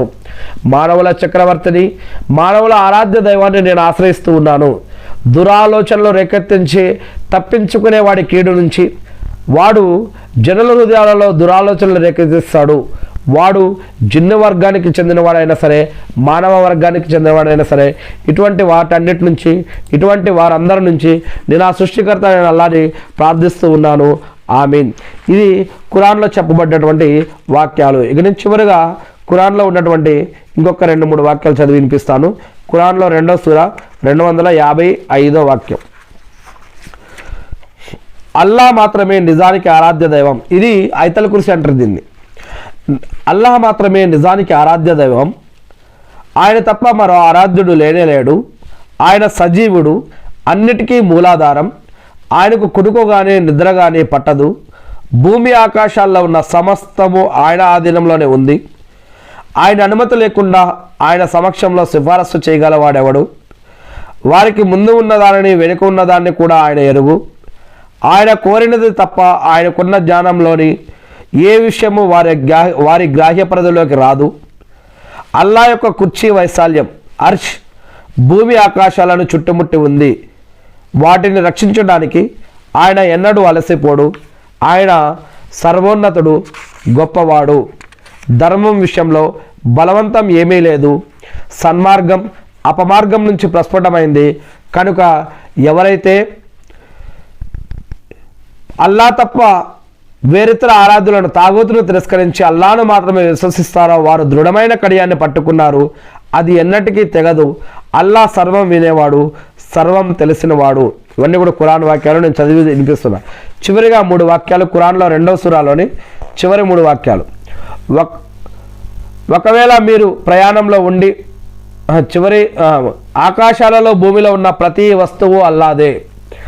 మీ మనసులో ఉన్నదాన్ని మీరు వెల్లడించినా లేక దాచిపెట్టినా అల్లా మీ నుండి దాని లెక్క తీసుకుంటాడు. ఆ తర్వాత ఆయన తాను కోరిన వారిని క్షమిస్తాడు, తాను కోరిన వారిని శిక్షిస్తాడు. అల్లాకు అన్నిటిపై అధికారం ఉంది. తన ప్రభువు తరపున అవతరింపజేయబడిన దానిని, ఇస్లాంను లేదా ఖురాన్ని ప్రవక్త విశ్వసించాడు. దాన్ని విశ్వాసులు కూడా సత్యమని నమ్మారు. వారంతా ప్రవక్త మరియు విశ్వాసులు వీళ్ళంతా కూడా అల్లాను, ఆయన దూతలను, ఆయన గ్రంథాలను, ఆయన ప్రవక్తలను విశ్వసించారు. మేము ఆయన అన్ని కాలాలలో, అన్ని యుగాలలో, అన్ని చరిత్రలలో ఆయన ఎంతోమంది ప్రవక్తలను పంపించాడు కదా, మేము ఆయన పంపిన ప్రవక్తల మధ్య ఎలాంటి విచక్షణ కానీ ఎలాంటి భేదభావాలను కానీ మేము పాటించము. అందరూ అల్లా యొక్క ప్రవక్తలే అని వారు చెబుతారు. మేము విన్నాము, విధేయులం అయ్యాము. మేము ఒక ప్రవక్త గొప్ప కాదని ఇటువంటివి చెప్పాము. అందరూ కూడా అల్లా యొక్క ప్రవక్తలే. మేము వారు చెప్పిన సందేశాన్ని విన్నాము, విధేయులం అయ్యాము.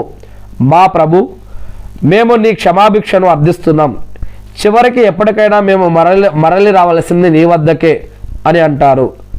అల్లా ఏ ప్రాణిపైన దాని శక్తికి మించిన భారాన్ని వేయడు. అది ఏ పుణ్యాన్ని సంపాదించుకున్నా దానికే లభిస్తుంది. మరి అది ఏ పాపాన్ని మూటగట్టుకున్నా దాని ఫలితాన్ని అది చవిచూస్తుంది. ఇలా ప్రార్థిస్తూ ఉండండి అని అల్లా ఇక్కడ ఒక ప్రార్థన నేర్పిస్తూ ఉన్నారు. అదేమిటి అంటే, మా ప్రభు, మేము మరచిపోయినా లేక మేము పొరబడినా మమ్మల్ని నీవు నిలదీయకు. మా ప్రభు, మాకు పూర్వం గతించిన వారిపై వేసినటువంటి భారాన్ని మాపై వేయకు. మా ప్రభు, మేము మోయలేనటువంటి బరువును మాపై మోపకు. మమ్మల్ని మన్నించి వదిలిపెట్టు. మాకు క్షమాభిక్ష పెట్టు. మాపై దయచూపు. నీవే మా సంరక్షకుడవు. అందుచేత అవిశ్వాసులకు వ్యతిరేకంగా మాకు సహాయపడు. ఆమీన్. ఈ విధంగా కొన్ని ప్రార్థనలు అల్హమ్దులిల్లాహ్ ఖురాన్లోనే చెప్పబడ్డాయి. ఇదంతా కూడా ఖురాన్లో ఉన్నటువంటి విషయాలు నేను ఉన్నట్లుగా చదివి వినిపించడం జరిగింది. ఇవన్నీ కూడా అల్హమ్దులిల్లాహ్ నేను ఆ సృష్టికర్త అల్లాని ప్రార్థిస్తూ ఉన్నాను. అల్లా మా యొక్క పాపాలను క్షమించండి వల్ల. అవుజు బిల్లాహి మినష్ షైతానిర్ రజీం. బిస్మిల్లాహిర్ రహమానిర్ రహీం. అల్లాహు అక్బర్. అల్హమ్దులిల్లాహ్. అల్లా అపార కరుణామయుడు, పరమ కృపాసురుడైనటువంటి వాళ్ళ, మమ్మల్ని సృష్టించి నడిపిస్తున్నటువంటి వాళ్ళ, అల్లా అనేక మంది ప్రవక్తలని ఇచ్చినటువంటి వాళ్ళ, మాకు కావాల్సిన ఉపాధిని ఏర్పాటు చేస్తున్నటువంటి వాళ్ళ, మమ్మల్ని కనిపెట్టుకున్నటువంటి వాళ్ళ, మేము ఎప్పటికైనా తిరిగి రావాల్సింది మీ వద్దకే. అల్హమ్దులిల్లాహ్, సుబ్హాన్ అల్లా, అల్లాహు అక్బర్. అల్లా మా యొక్క పాపాలను క్షమించండి వల్ల. అల్లాహు అక్బర్. అల్లా మేము తెలియజేసిన మా ద్వారా జరిగిన అన్ని రకాల తప్పులకే మిమ్మల్ని క్షమాపణ వేడుకుంటూ ఉన్నాం వల్ల. అల్లా ఇబ్రాహీం అలైహిస్సలాం గారిపైన, ఆయన కుటుంబ సభ్యులపైన, ఆయన ఉమ్మతపైన శాంతి సౌఖ్యాలు కురిపించి మకామే ముహమ్మద్కు ప్రవక్త గారిని వారసుని చేసి అంతిమ దినంలో వసీలతా స్థానాన్ని ప్రవక్త ముహమ్మద్ సల్లల్లాహు అలైహి వసల్లం గారికి ప్రసాదించండి వల్ల. ఆమీన్. అల్లాహు అక్బర్. అల్లా మీ ప్రవక్తలు అందరిపైన, ఆ ప్రవక్తల యొక్క అన్ని కాలాల్లో ఉన్నటువంటి అందరి ప్రవక్తలపైన, వారి యొక్క సహవాళ్ళందరిపైన మీ యొక్క శాంతి సౌఖ్యాలు కురిపించండి వల్ల. అల్లాహు అక్బర్. అల్లా వారి యొక్క దువాలన్నింటినీ స్వీకరించండి. అల్లా మీరు దైవదూతల ద్వారా చేపించే దువాలను కూడా స్వీకరించండి వల్ల.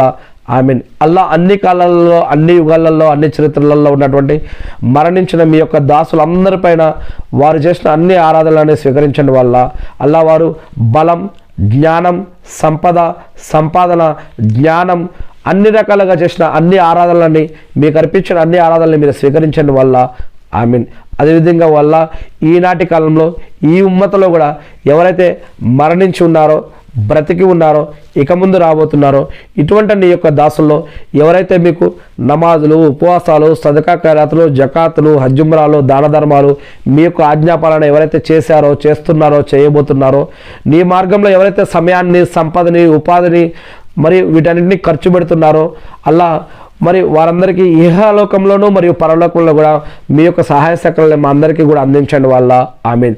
అల్లా నీ మార్గంలో ఎవరైతే రావాలనుకుంటున్నారో, ఏ హృదయం అయితే మిమ్మల్ని అర్జిస్తూ ఉందో, ఆరాధిస్తూ ఉందో, ఆశ్రయిస్తూ ఉందో అటువంటి వారందరి తరపున నేను మిమ్మల్ని ప్రార్థిస్తూ ఉన్నాను వల్ల అల్లాహు అక్బర్. అల్లా ఎవరైతే మీ గురించి పనిచేస్తున్నారో, ఎవరైతే మిమ్మల్ని ఆరాధించడం కోసం ప్రయత్నిస్తున్నారో అటువంటి వారందరి తరపున కూడా నేను మిమ్మల్ని ప్రార్థిస్తూ ఉన్నాను వల్ల ఆమీన్. అల్లా మా అందరి యొక్క పాపాలను క్షమించండి వల్ల అల్లా మా అందరికీ కూడా రంజాన్ యొక్క శుభాలను, అల్లా ఎతెకాఫ్ శుభాలను, ఉపవాసం యొక్క శుభాలను, ఇఫ్తారీ శుభాలను, సహైరీ శుభాలను, దువా శుభాలను అల్లాహు అక్బర్. అల్లా ఇవన్నీ కూడా మాకు కల్పించండి వల్ల మాకు వీటన్నిటిని మీ ద్వారా, మీ యొక్క అనుగ్రహం ద్వారా ఏవైతే మేము వీటిల్లోని విషయాలు చేయగలిగామో వాటి యొక్క శుభాలను మాకు ఇహపర లోకాల్లో కూడా ప్రసాదించండి వల్ల మా పైన, మా కుటుంబ సభ్యులపైన, మా బంధుమిత్రులపైన అందరిపైన కూడా మీ యొక్క సహాయ సహకారాలు అందించండి వల్ల అల్లాహు అక్బర్. అల్లా ఎవరైతే సదకా ఖైరాతులు, జకాతులు, అజ్జుమ్రాలు, దాన ధర్మాలు చేశారో వాటన్నిటిని కూడా స్వీకరించండి వల్ల అల్లా మీరు ఈ యొక్క సృష్టిలో సృష్టించిన అన్ని రకాల ఆపదల నుంచి, సైతానుల నుంచి, జిన్నాతుల నుంచి, మనుషులు చేసే ఆగడాల నుంచి, కుట్ర కుతంత్రాల నుంచి, అవమానాల నుంచి, అప్పుల నుంచి, ఆకలి దప్పికల నుంచి, షిర్కు నుంచి, బిదాత్ నుంచి, హరాం నుంచి, వడ్డీ నుంచి, మద్యం నుంచి అలా వీటన్నిటి నుంచి కూడా మమ్మల్ని అన్ని రకాల చెడు అలవాట్లు, పద్ధతులు, పాపాలు, నేరాలు, ఘోరాలు, మోసాలు వీటన్నిటి నుంచి కూడా మమ్మల్ని రక్షించండి వల్ల మేము ఈ యొక్క సమాజంలో ఉన్న అందరితోటి, అన్ని రకాల వర్గాల వారితోటి కలిసిమెలిసి జీవించే భాగ్యాన్ని, అటువంటి మనస్తత్వాన్ని, అటువంటి ప్రశాంతతని మా అందరికీ కూడా ప్రసాదించండి వల్ల మేమందరం కూడా కలిసిమెలిసి జీవించి ముందుకు వెళ్ళే భాగ్యాన్ని మాకు ప్రసాదించండి వల్ల ఆమీన్. అల్లా మా అందరికీ సోదరి సహోదర భావాన్ని ప్రసాదించండి వల్ల అల్లాహు అక్బర్. అల్లా మా యొక్క బంధుమిత్రులకు, మా యొక్క తల్లిదండ్రులకు, అల్లా మా యొక్క భార్య బిడ్డలకు అందరికీ మీ యొక్క సహాయాన్ని అందించండి వల్ల అల్లాహు అక్బర్. అల్లా మా యొక్క పాపాలను క్షమించండి, మాకు ఉపాధిని, బరకత్ని, రక్షణని, సహాయాన్ని అందించండి వల్ల అల్లాహు అక్బర్. అల్లా సైతానుల నుంచి మమ్మల్ని రక్షించండి, జిన్నాతుల నుంచి రక్షించండి, అనారోగ్యాల నుంచి కాపాడండి వల్ల అల్లా మీరు మా పైన ఏవైతే బాధ్యతలు పెట్టారో ఆ బాధ్యతలు నెరవేర్చడం కోసం కావాల్సిన ఉపాధిని, బరకత్ని, రక్షణని, సహాయాన్ని మాకు ప్రసాదించండి వల్ల అల్లాహు అక్బర్ ఆమీన్. అల్లా మీరు ప్రవక్త ముహమ్మద్ సల్లల్లాహు అలైహి వసల్లం ద్వారా ఏదైతే ఖురాన్ మరియు హదీస్లో జీవన మరియు ఆరాధన పద్ధతులు మాకు ఇచ్చారో అవి మేము తెలుసుకొని, నేర్చుకుని, అర్థం చేసుకుని, గుర్తుపెట్టుకొని వాటి ప్రకారం మేము జీవిస్తూ మిమ్మల్ని ఆరాధిస్తూ తెలియని ఇతర మా సోదరి సహోదరులకు కూడా తెలిపే భాగ్యాన్ని మాకు ప్రసాదించండి వల్ల ఆమీన్. అల్లాహు అక్బర్. ఒక చిన్న విషయం ఏమిటి అంటే, ఇప్పుడు ఈ యొక్క నరకం అంటే ఏమిటి, స్వర్గం అంటే ఏమిటి, అదేవిధంగా వాటిల్లో ఏమున్నాయి, దీని గురించి ఖురాన్ ఏం చెప్తుంది, హదీసులు ఏం చెప్పాయి, అదేవిధంగా ఉపవాసంలో అనేక మందికి ఇంకా అనేక ప్రశ్నలు, జవాబులు ఉంటాయి. ఇలా ఉంటే ఉపవాసం ఉంటుందా, వెళ్ళిపోతుందా, విడిపోతుందా, ఉండొచ్చా, ఉపవాసంలో ఏం చేస్తే పాపం, ఏం చేస్తే పుణ్యం, ఇలాంటి ఇంకా అనేక విషయాలు మరి స్త్రీలకు సంబంధించి, పురుషులకు సంబంధించి, ముసలివారు, లేదంటే వయసు అయిపోయిన వారు, లేదా పిల్లలు, ఇటువంటి వారు అనేక మంది అనేక రకాల ప్రశ్నలు, సమాధానాలు మనం ఆల్రెడీ తెలుగు బుఖారీలో ఖురాన్ మరియు హదీస్ల ఆధారంగా ఇంతకుముందే మనం చాలా విషయాలు చెప్పుకోవడం జరిగింది. ఏది ఏమైతేనేమి మనందరికీ కూడా ఇహలోకంలోనూ పరలోకంలోనూ మనందరికీ కూడా అల్లా యొక్క సహాయ సహకారాలు దొరకాలని నేను మనందరి తరపున కూడా ఈ యొక్క ప్రార్థనని అల్లాని ప్రార్థిస్తూ ఉన్నాను. ఆమెన్. అల్లా ముహమ్మద్ సల్లల్లాహు అలైహి వసల్లం పైన శాంతి సుఖాలు కురిపించండి వల్ల ఆమెన్. అల్లా మా యొక్క ప్రార్థనను స్వీకరించండి వల్ల ఆమెన్. అల్లా ఎవరైతే ఈ యొక్క ప్రసంగాన్ని చూస్తున్నారో, ఎవరి తరపు ఈ యొక్క ప్రసంగాన్ని ఇతరుల దాకా కూడా ఎవరైతే చేస్తారో వారందరి తరపున నేను మిమ్మల్ని ప్రార్థిస్తూ ఉన్నాను వల్ల ఆమెన్. అల్లాహు అక్బర్.